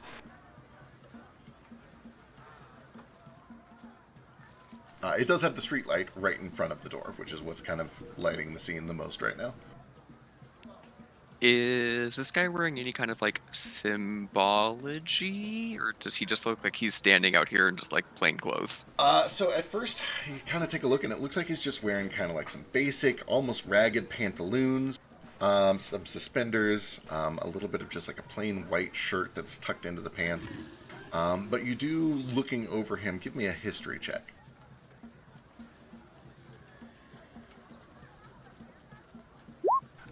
You do recognize a tattoo on one of his arms, and it matches the sails of a ship that was at the auction recently.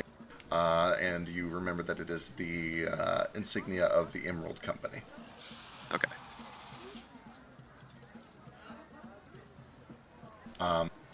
What is your guys' passive perception? 10. Woo! Hold on. Let me open roll 20. It's pretty good, I think. Excellent. Mine's only 10.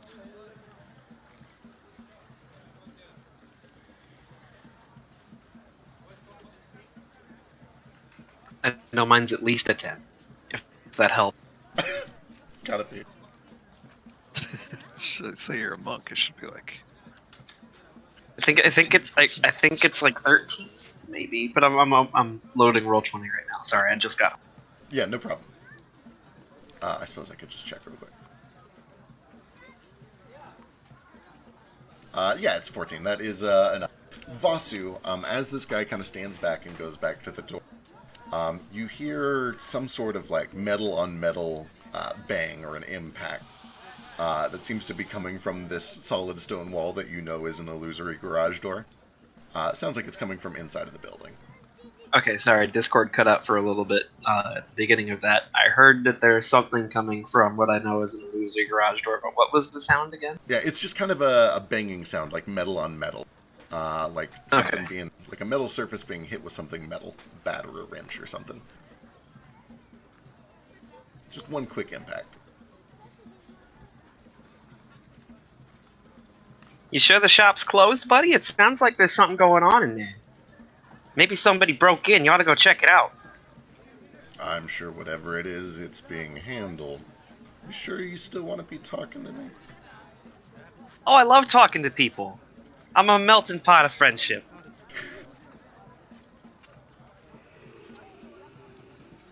You can see he's kind of just idly starting to roll up one of his sleeves. Alright, Gale is gonna snap at the kobolds and say assemble and hopefully make a kobold Voltron in at the head. Okay. And then are you sure you want to be stopping us? give me an intimidation check. Can I provide the help action Yes. by looking down at my own arms and then realizing that I already don't have sleeves and I'll just get the cockiest grin I can muster with a beak and say, "Oh, I'm ready to go." Sure. All right. So can I use my inspiration on this? Absolutely. Yeah. Okay. Well, I'm gonna burn all of my class features. Let's add a flash of genius to that and make that 17. 17? That's pretty good. Okay, let me go check. I gotta actually roll for a 17. Let's see.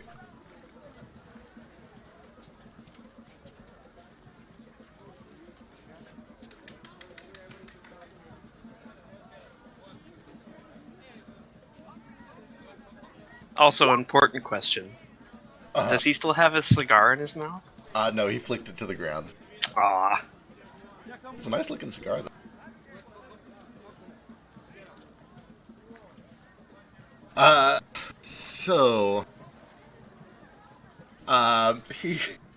Vasu kind of puffs out his chest, and this gnomish inventor climbs atop his kobold friends, and starts just putting on the most bizarre ritual of intimidation. And he looks like weirded out. Like you can see each of his eyes blink kind of one after the other at the stalks of his hammerhead head. And he just starts he puts both of his hands up, and you see this big toothy smile. It's like, oh, whoa. Listen, I'm just supposed to be watching. I'm not trying to start anything. Listen, why don't you just hang out here, and when we're done, you can go do whatever it is that you were going to do in here.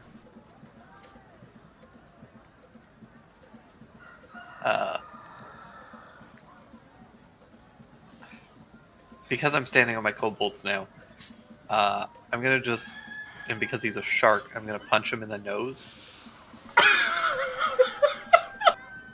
Give me an unarmed attack.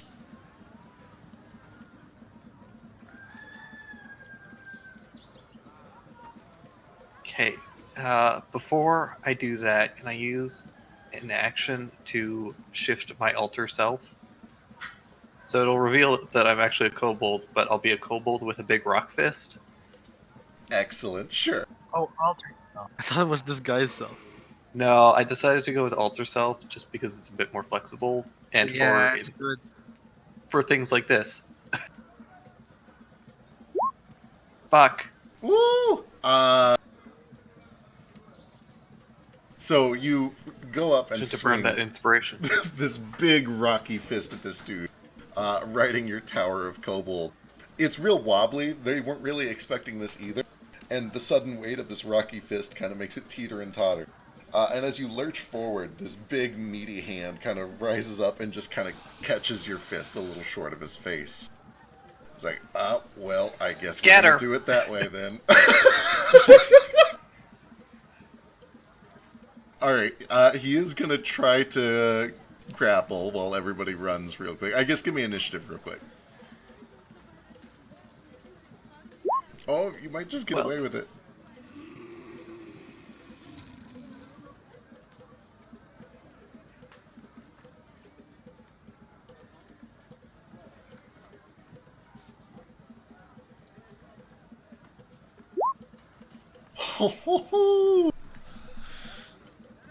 Alright, as quick as you came, Gale and the kobolds just flee into 4 separate alleys and are gone. They are out. And he just looks to Vasu and Moat and Elise confused. He's like, you with him? Nah, to be entirely honest, I'm not really sure why I'm here. I kinda blanked out for like 3 or 4 hours. That's funny, I'm not either. Why don't we change that? What, are you gonna tell me why I'm here? No, you should not be here. Okay, yeah, that makes a bit more sense.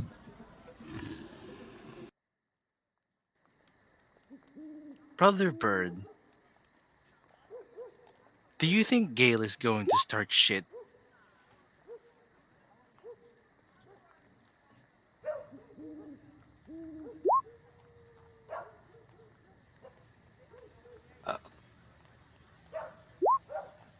When I reconvene with the kobolds, I'm just like, okay, guys, that did not go as planned. Oh my god, no. We really need to work on this. Dude, I loved where it was going, but like, whatever that rock fist thing was, I didn't see it coming, and I was so distracted by it that I forgot to like step when I was supposed to step. Sorry, it was kind of an impulse. I haven't done that before. It kind of threw me off too. I was gonna say, you didn't do that trick when you were fighting us, and frankly, if you had, I would have just ran away, man. That looked real scary. Maybe next time I'll do this, and I'm gonna turn my arms into praying mantis arms. Whoa, what the fuck? What's wrong with you? What's wrong? Nothing. I'm learning magic. Is this what they, like, did to you? No, thankfully. I don't think. Okay, alright, well, what's the plan now? Well, I can't do this for much longer, so we better figure out a plan real quick. As you guys are talking, or actually, yeah, keep going. Then Gale snaps his fingers like, oh! And he's going to turn into Joker. Excellent. And I'm going to tell the kobolds, or I'm gonna hand the kobolds a couple of rocks and tell them to beat me up. You got it, boss. They start just wailing on you with these rocks. They put a couple good bruises on your face, under your eye, blood of your lip a little bit. Perfect. Like, step out. Could you just use disguise self to make yourself like a bruised version of him? Totally. I could have, but that would have cost me more mana. All right, they're gonna make a disguise kit check real quick.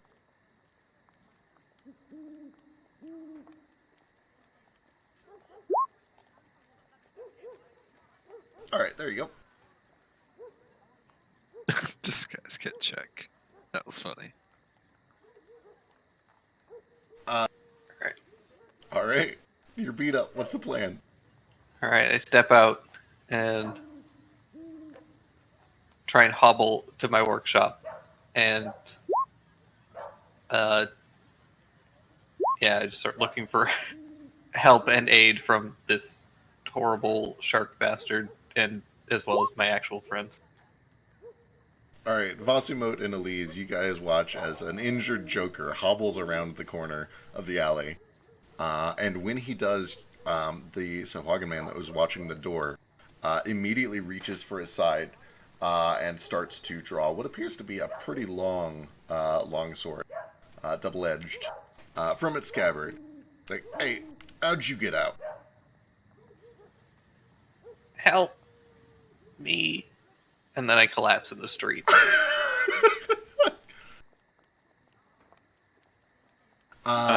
This can only go well. Well, give me a performance check.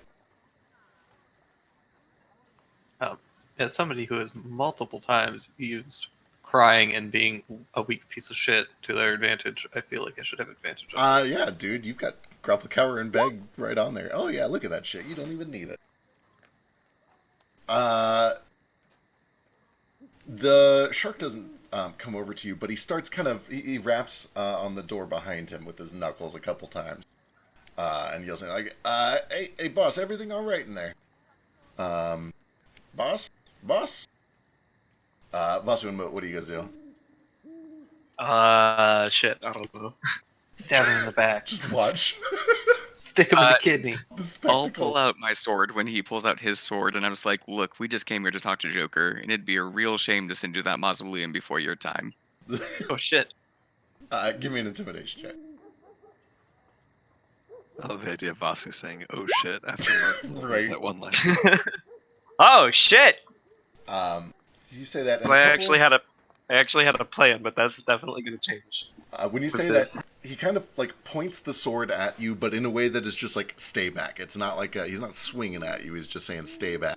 And after a few seconds go by, you hear the sound of a deadbolt being pulled from the other side of the door, and then the sound of metal creaking as the door swings open, revealing two more sharks, Sahuagin, that kind of step out. They're a little smaller than this one, but they appear very similar, probably brothers if not twins. Both of them in kind of suspenders, rolled up sleeves. One of them's got a derby hat on. And then behind them, a very, very, very, very large Sahuagin, maybe about 8.5 feet tall. Looks a little bit like a great white, covered in scars all over. Dressed very, very nicely, in just kind of a full suit and tie.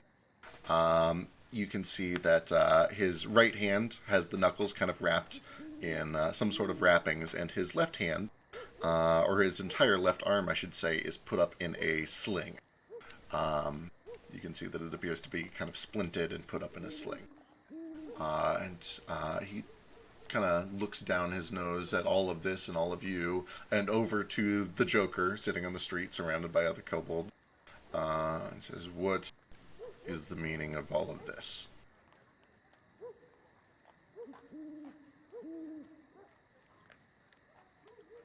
To us or to his bodyguard? To whoever will answer.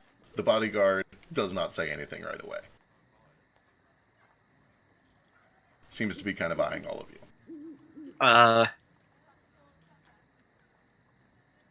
We're just here to talk to Joker. Don't need to start any trouble. Good timing. I just finished with him. He's all yours. Can I try to like? Does he have any I insight that? signifying like marks on him other than the like Emerald Company? Sure. Give me an investigation check, and Vasu, give me insight.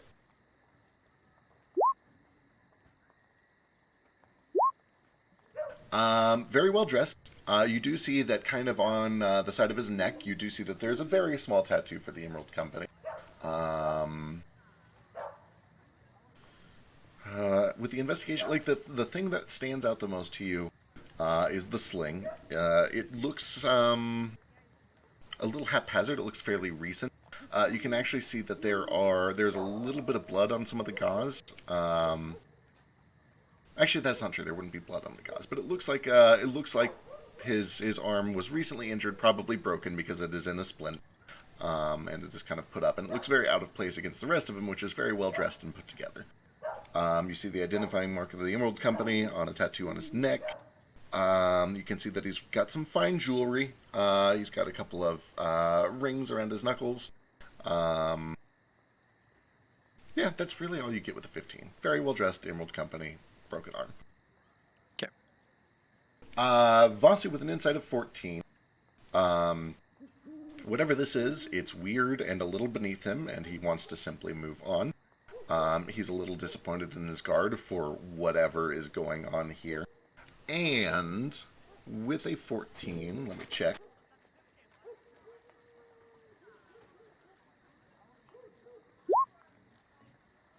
Yeah, that's all you really get. He seems to kind of look across. Okay. He looks at all of you, motions to his guards, and seems to be on his way. I have to step away for a sec. So if Vasu and Elise don't, do anything crazy, I'm going to do something crazy, and I'm going to throw my golden coin at that guy's head and activate it, and then I'm going to go invisible and try and sneak in. Excellent. That is the one that lights up, right? It does also charm them or something? It's disadvantage on perception checks. All right. Cast Jim's magic coin. All right. Go ahead and give me a stealth check with advantage in, and he'll have disadvantage to spot because of the coin, and so will all the guards. And before that possibly crazy thing goes on, just after my insight roll, I'm going to try to message Joker. All right. Yeah, you point a finger into the building. What is in them? I'm just going to be like, hey, buddy, you home? We just came here to talk, but it looks like you might be busy. Okay. Yeah, just give me a second. Oh, okay. Oh, God. Yeah. Sure. Give me a couple minutes.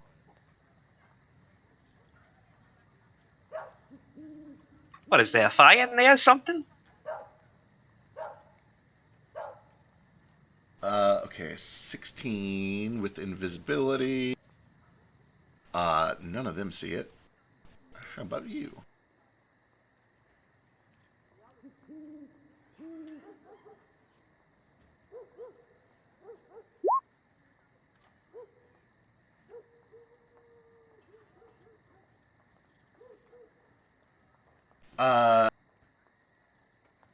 As you vanish out of sight, and this coin bonks off of the guy's head,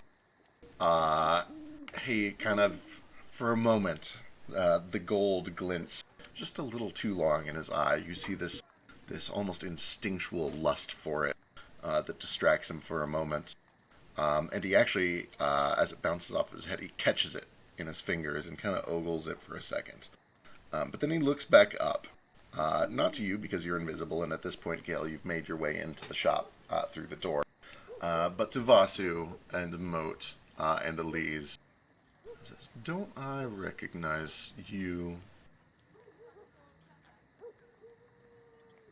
To all of us? To all of you. Yes, I am almost certain that I've seen you before. I will pull out my shield if I have time, and I just kind of say, for your own sake, it's better if you don't. This big, toothy smile turns into a guttural laugh. He just starts to guffaw on the streets, and all of his lackeys and henchmen start to join in. But a few seconds later, he goes quiet and says, "Shut up! Deal with them. I don't want to see them again." And he turns to start to walk away as his lackeys start to walk towards you guys. Do I have time to cast a spell?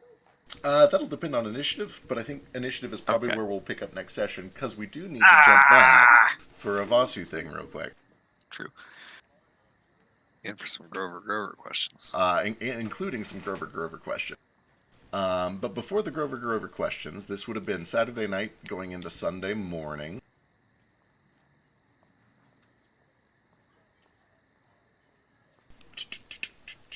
Where is it? Here it is. Vasu.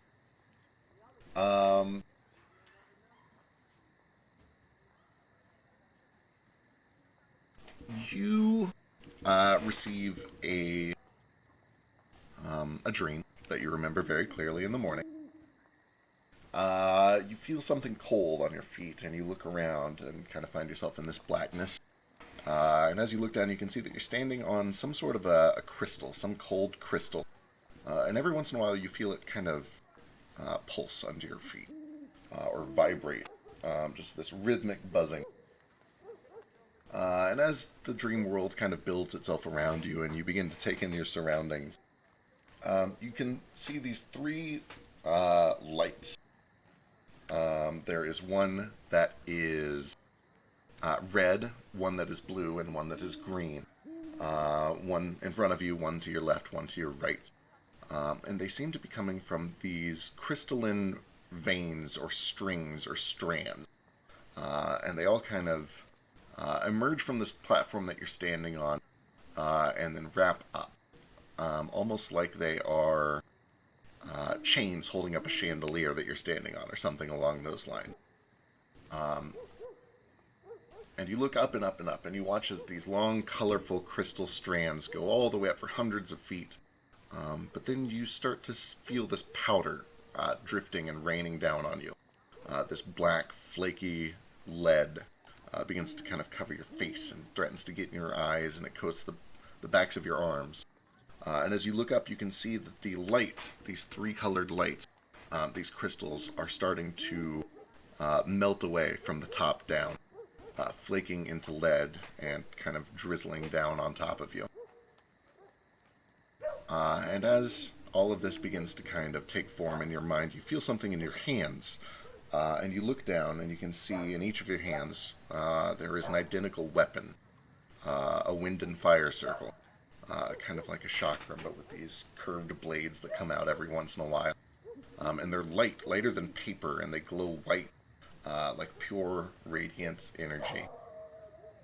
And as you look around, you see these gleaming points of light reflecting off of these weapons, one in each of the colored strands. One in the blue one in the red one in the green one. And you can see that there's just a thin point, right at about eye level in each of them. Thin enough to be severed, thin enough to be cut.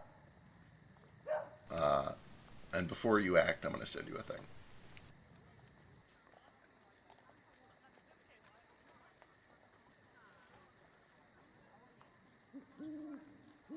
Okay, I caught most of that, and I'm really just not sure what to make of it. It's and I think it's sort of like Moat's 3 men trapped in the ice. I think you're gonna get to pick your thing.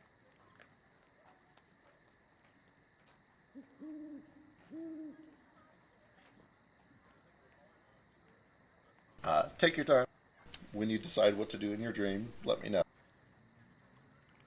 Oh, sick! I get to choose. I'm still figuring. I get to choose based on the mechanics. I thought I was just gonna have to like choose which was my favorite color and kind of have to go with it. I just picked at first, and then he was like, "Oh, but here, let me send you everything." I'm like, "Oh, okay." Yeah, now I can pick based appreciate off that. of it." 'Cause that makes the decision a lot easier. Yep. All right, I will read through these. Sure. And also, we might set that off for a second because we should jump back real quick and get this taken care of. Back on Caldas Island, you guys met the Archdruid that watches over the grove, and he was able to cure the feeble mind of Grover. And he says he's going to kind of question him, try to learn what was going on, see if he can get anything useful out of him.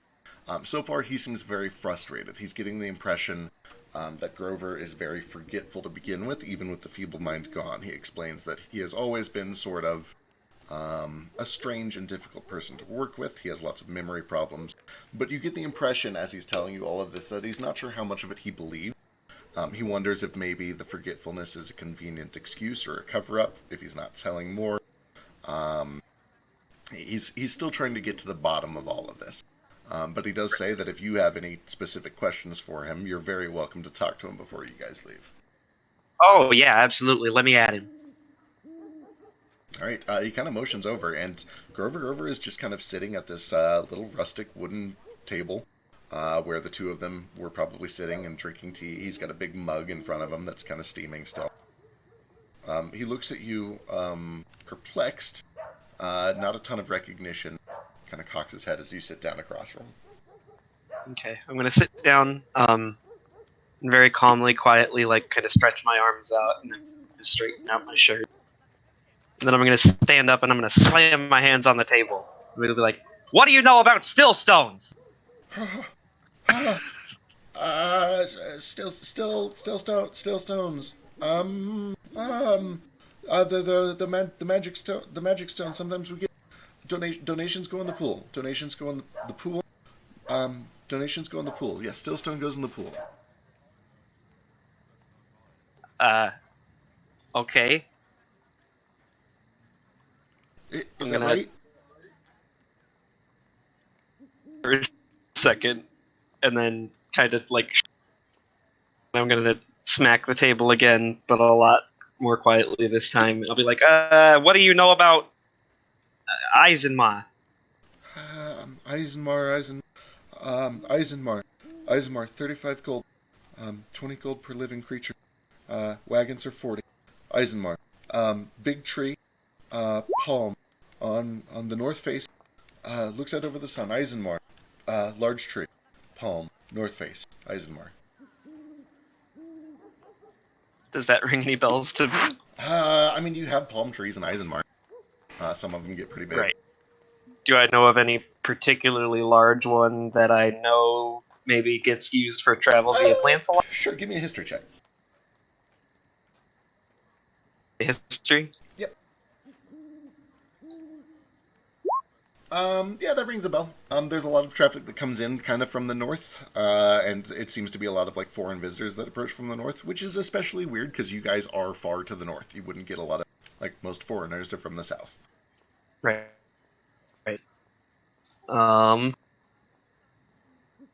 Okay. You sent somebody to Hell's Fly Trench. Who was it? Hell's Fly Trench. Large coral. Large coral, dark, 3 lights. Who was it? Who was it? And he starts kind of, he lifts one of his wings up and he starts trying to like feel around for something, like he's lost something. I get the book out and show His him. papers. Yeah, yes, please. And he starts like grabbing for the book. I don't If hand I it to him, but I may. turn to the page. No, please. Oh, yes. The book. Yes, book. Book will show. Book will show. Pardon me. Yeah. Nomad like kind of drifts over from behind, and he places a finger just on what's his name? Oh yeah, Grover's forehead, and he just says, "Accept my intrusion."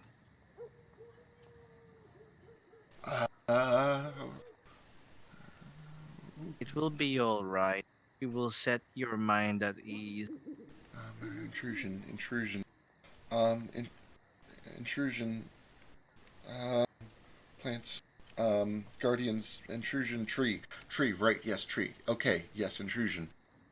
There was an intrusion. May I read your mind? Okay.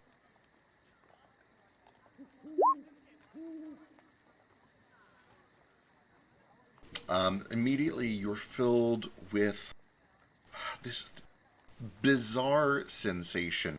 Everything is moving so fast. racing thoughts, pictures of you, pictures of the archdruid, pictures of the cabin, visions of the tree on fire, visions of druids rushing in, visions of you guys attacking, you guys casting spell. But it all moves so fast, faster than you can really keep up with. And then nothing. Everything, you just get like static for like 3 or 4 seconds. Not painful, but like you wince a little bit. It is this bizarre. You've never really encountered anything like this in all of the times that you've connected with the living creature. And then it picks back up again, and it replays all at once. But this time it's a picture of the pool, a picture of people walking through a gate, pictures of a cactus in a desert, and then static. Everything goes static again. And it's just this intermittent mix of memories being replayed way faster than they should be, and static nothingness. Slow, slow. One at a time. No need to rush. Ask your questions, Nomad asks the rest. But do it slow, one at a time. Do not startle him. Do not alarm him. There is something wrong. Got it. Talk quietly, talk calmly. I can do that. I can be a peaceful presence. Concern. Okay, Grover, I have one more question for you, if you'd be so kind as to answer. Okay. I'm reading his mind as this happens. Right. Try and like help sort what Notably, he's saying. this is just what you're getting from surface thoughts. Do you try to probe deeper? Of course. Yeah, absolutely deeper. Okay. He already gave me his permission, and I made sure to like go in when he gave permission. I need you to think. I need you to think back to that group you sent to Hell's Fly Trench, okay? Hellsfly Trench group. Hellsfly Trench. Okay. Coral. 3 lights. Hellsfly Trench. Deep. Warn people. Hellsfly Trench, yes. People what? Nomad, you get visions of a crushing darkness. You get visions of a coral reef. You get visions of 3 lights that blink to 2 lights that blink to 3 lights, back and forth and back and forth. But you get visions of a face. You get visions of a familiar face. This lizard folk in this deep, dark navy blue robe, green eye, covered in water, emerging, saying the words Hell's Fly Trench, repeating the words Hell's Fly Trench over and over and over. Different poses, different angles, different times, different scenes, and then static. And you guys, as you watch Nomad, you can actually see that every 9 to 10 seconds or so, Nomad's entire body stiffens up. One of his shoulders jerk. His eyes kind of lock and roll up a little bit, and then they'll go back to normal. Interesting. Truly. He said, warn them. Warn them of what? Water, crushing depth, deep, painful. Don't hold breath. Well, that tracks. Don't send people to Hell's Fly Trench. But you did send people some No, I wouldn't. some order. No, dangerous. Wouldn't send to Hell's Fly Trench, no. But your book here says they were sent. Book, yes, if book says it. If book says it's true. Book is true. Do you remember anything before your time at the Grove? Nomad, you get visions of, what appears to be some sort of a market. You're at a fruit stand. Just very, very quick flashes of images. People coming up, asking for fruit. You look down at your arm and you have pictures of fruit with words written in common for what each one is. The orange is an orange. The apple is an apple. Apples are 35 cents. Yes, apple 35 cents. Apple, yes. 35 cents. 35 cents. What is Is cent? that is it one copper? Yeah, a copper is 1% of 1 gold. Okay. A copper for an apple. Copper, 1 apple. Uh, And like, no man is like muttering this plants, under his breath. farm, life, fruits. I sell fruits. I sell fruits.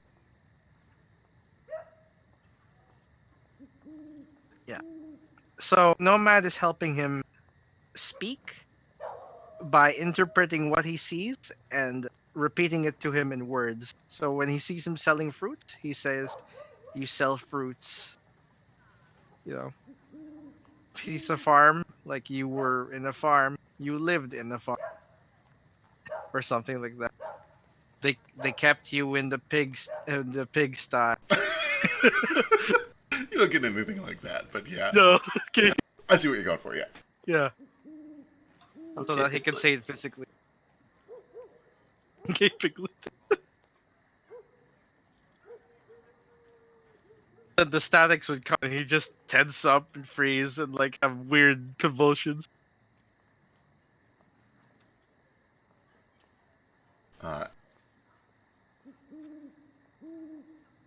Akodio does kind of chime in. It's been like this the whole time that I've talked to him. I think there's some truth, some knowledge to be gleaned from it, but I don't know if he knows how to access it himself. The magic that cured Feeble Mind is very strong. If this was a disease, it should have fixed it, but magic can only restore people to their intended natural state. Whatever this is, it's how nature wants him to be. For better or for worse. Did you learn anything about those weird spores he had? Whenever we hit him, these spores came out of him. Some sort of, druidic magic. It's surprising, but it is rare. I've heard of some druids make strong connections with death, rebirth, spores, the reanimation of flesh. Do you think that could be related? Possibly, but if it was a poison, a spore, a fungus that was affecting his mind, I think the magic would have cured it. I'm afraid whatever this is, it was before all of that. I get the impression this is this fellow was born like this. He's touched or something. Sort of creature we'd give a merciful death to when I was with the orcs. Nomad asked for the book. He pointed at the section that was cut out. He Do you is remember? extremely possessive of the book. You ask for the book, he tucks it close to his chest, he puts it under his wing. No, no, no, no, no, no, no, I need the book. I will not take the book from you, but there is something missing. I need you to remember what was missing. He kind of pulls it up very slowly. Give me a persuasion check, and somebody else can help, because you guys are kind of all working on this. Okay. I'ma use my... This, back in... What day was this? This would have been Monday before you guys left. Sweet. I'ma give me, was it persuasion? Persuasion. Yeah, I'm gonna give myself persuasion. An advantage? 23? Sick. Okay. Reluctantly, he pulls this book out and he starts to flip through it until he gets to that very last page, the page that you've seen before. Yes. You see visions in his mind of scissors across paper, blurred shapes on the paper, dancing almost, swirling, backwards letters that you've never seen before, letters that don't match what's on the page. You watch as he clips this clip of paper, pulls it out. The letter's still swirling and dancing on it. He crumples it into a ball. But then you hear a voice, very lizard-like, kind of low and soft, and almost sweet, convincing, friendly. It says, "No, not like that. Into the fire with it. Can't have anyone find it." No, what? No, burn. No, I need it. Grover. Grover. Put it into the fire. It's not important. You see, he looks up, and you can see under the dark blue cloak, this lizard folk man. Mm-hmm. Go on then. Here, let me do it. He takes it, and as soon as he takes this piece of paper, you watch as in his hand, this lizard folk ignites a flame, and the paper kind of begins to burn and sizzle. After a few seconds, he starts to crumple it up in his hand until it's just a fine mist of ash and powder. Freeze. Rewind. Enhance. Enhance. And then the rubbing that they had before, Nomad repeats the words from it while he's cutting out the paper and sees if it jars some memory. Sure. With a natural 20 in this plan, eventually, in his mind, he locks eyes with this person. There is this moment of clarity. You feel your neck tense. You feel he fights off this static, this seizing power that wants to eat away at whatever he's about to reveal. Until all at once, he just repeats several times. Varder, Archdruid Varder. Archdruid Varder. Transport via plant. Hellsfly Trench. Varder. Archdruid Varder. Nomad says out loud. And this face you do recognize as the lizard folk that cast the spell on him in the grove. Does our orc friend react at all to that name? He doesn't seem to. I guess give me an insight check. I'll do it as Gotcha, well. slut.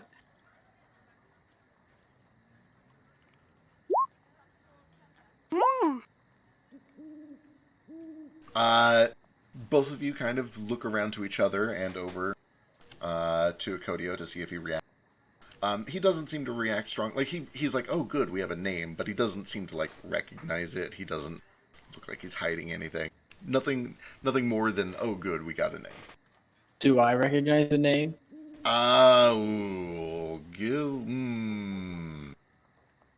Archdruids can become very old. Give me a history check.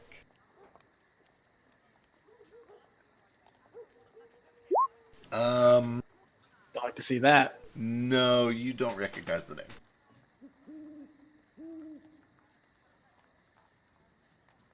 This Archdruid Varder, did he have a large stone with him when he went through? Oh boy, we're already really... I guess go ahead and give me a luck check, just to see if we can press this luck a little farther.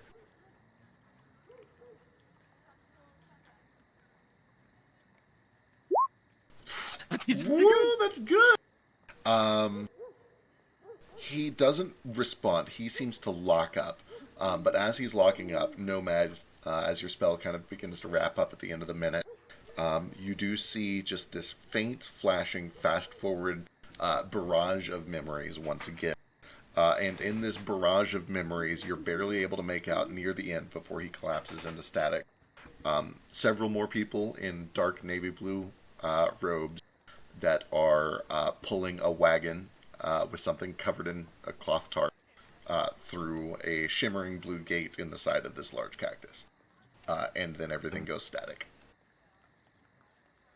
You know, see them, a wagon covered going through the cactus.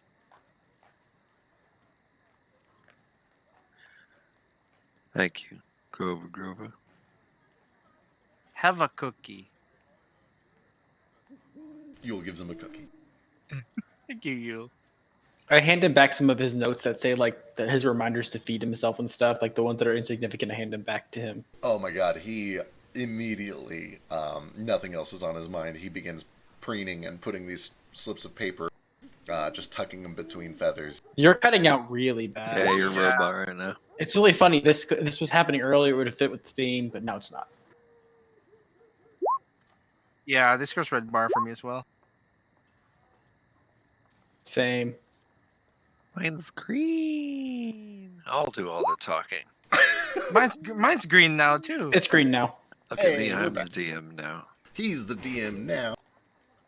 All right. Do you guys have any other questions or things that you wanted to do in this flashback? Could you repeat everything that just happened when I handed it back to him? I heard none of that. He just starts tucking all the papers into his feathers. He looks very excited. He's very frantically trying to reassemble his notes.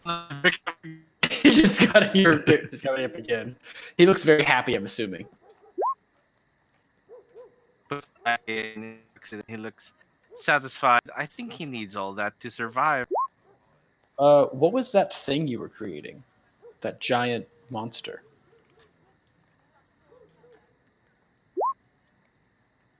Yeah.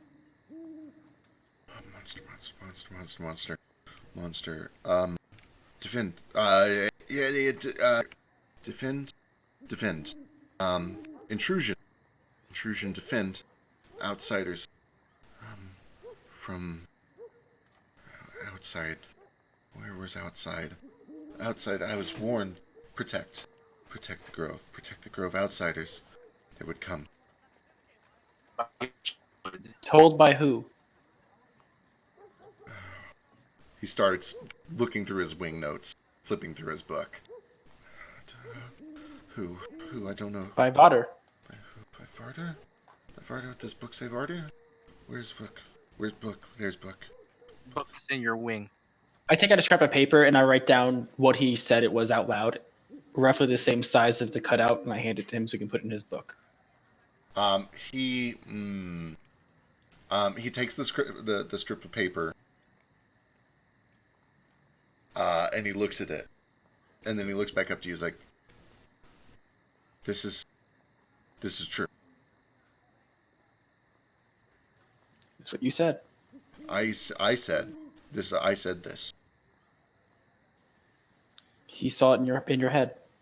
This is what you saw in the book.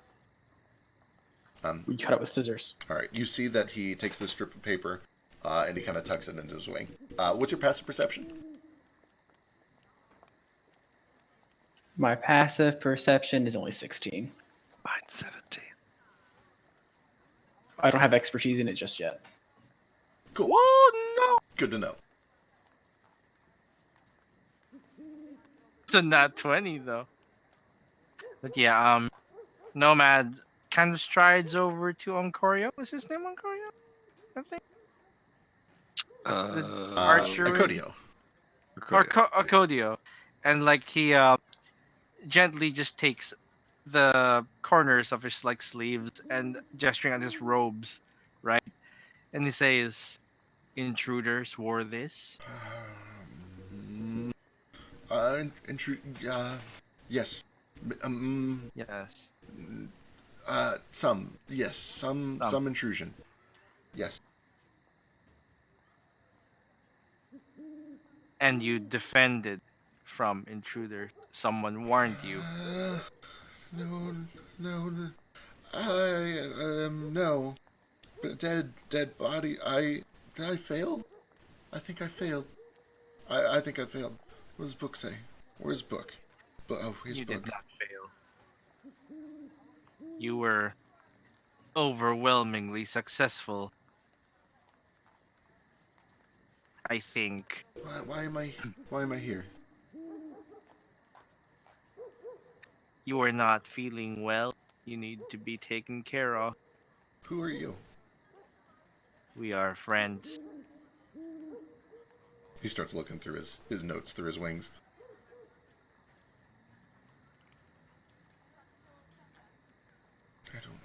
I don't know you. Try looking for that picture of us. No, Drew. That he kept Oh my god. of all of us as friends. Shit. Yeah. Come on. You know you have it. We're fooling this poor memento dude.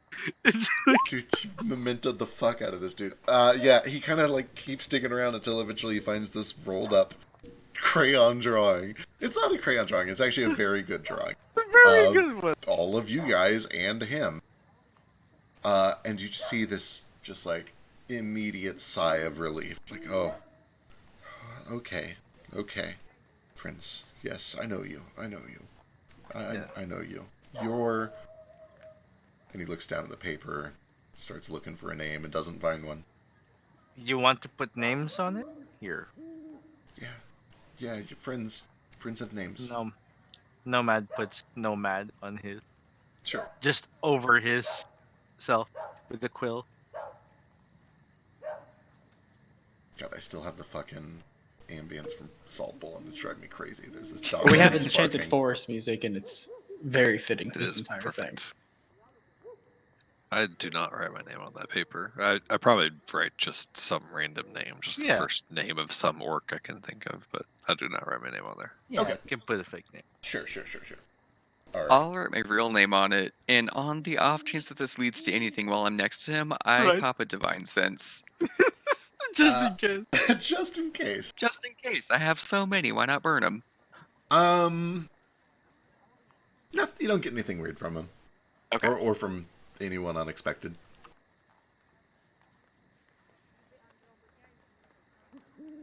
Alright. You guys have anything else for him? Any other questions? Any other business?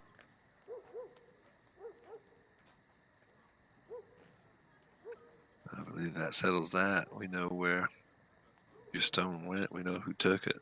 We know where they took it to, so it's about as much as we can Arcadio. hope to get. Yeah, the most we could find out was he might have been absolutely. He actually does not remember. I physically feel the holes in his mind. Do you think someone altered his memory, or do you think he just has bad memory? If someone altered his memory, that spell, the Greater Restoration, might have fixed it. It is very powerful magic. It would fix almost anything unnatural that's been done to him. Though I think that only targets perhaps one effect at a time, powerful as it is. Will Grogu be staying with you? Well, I can keep him for some time. Try to figure out the best place for him. I don't know if he's capable of living on his own. If you send him, yes, if you send him back there, the Archdruid Varder will take advantage of him once more. It does seem that that's been the case. But it also seems like it might be dangerous for you if he's near you. Perhaps Varder has a way of finding him. Well, he does. We've seen him walk through plant. Varder can walk through trees. That's just something that I've learned in my time working with the Earth. Anyone can find or be found anywhere. It's just a matter of being prepared, I suppose. I suggest a non-detection spell if you can afford. Perhaps, but maybe I It's should only 25 gold.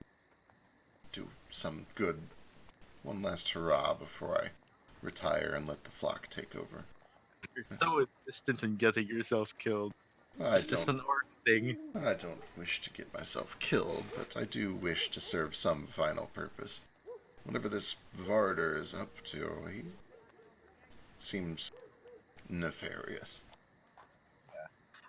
Perhaps we can draw you a picture just in case, so you can recognize him. So with working with Nordo, we do a police sketch. Sure. Yeah. Druid. Yeah. Give me an art check. I'm sorry, Scry I just on got this back fucker. from getting up. What am I doing? You're making a sketch of Varder so that he knows what he looks like. Yeah, Okay. based on the instructions, and I'll give you the help. Also, I saw him too, so I know what he looks like. I got a good look at his face. I was like 5 Yeah. feet from him or some shit. 21. That's really solid. You guys take an hour or so to do a really good sketch. You get the color of his robes, the color of his eyes and scales as you remember them. It's really good. It's definitely enough to kind of, do a proper wanted poster, or at least be able to recognize him if he sees him. And he's pretty distinct. Lizard folk, they tend to have distinct patterns, and he's no exception. Yeah. He would be pretty easy to spot. If you learn anything new, feel free to contact us if you have a way. I can do that. My name I is trust- Nomad. Trust you'll do the same. Yes. So when you make a wanted poster, can you put Archdruid Varder, quotations, cunt underneath? Let's make sure that he is indeed a cunt first, but it certainly seems that way. He took advantage of an ill man. That makes him very much a cunt. I'm inclined to agree. Bossing people around the walls off with my shit that makes my homeland stay up in the fucking sky. He's a real cunt. Exactly. Right? Absolutely. Now your shit or whatever it is you call it is underwater. Is your land having trouble too? Oh, yeah. What's wrong with yours? His is falling from the sky. It's just that sinkhole appeared out of nowhere. Nobody really knows what happened to it. I didn't know if perhaps it was related. We just told you what happened. Still stones as well. Well, that was a theory where we don't have a confirmation if that's completely true. But it does both involve still stones. But no, In some kind of elemental imbalance. interesting. No strange flowing lava? They are in the air. That would make lava difficult. Well, lava's a mixture of what, fire and earth? Yeah. What do you have? Air? Yeah. Do you have maybe maelstroms or hail going on in Eisenmar Vasu? Or maybe volcanoes with lots of ash and smoke? I do not know if I witnessed any of that while I was there, or if it was... I was gonna say, like, you guys had think you did. storms from time to time, but like nothing crazy or unexpected or unusual recently, apart from the fact that a stone went missing and an island fell.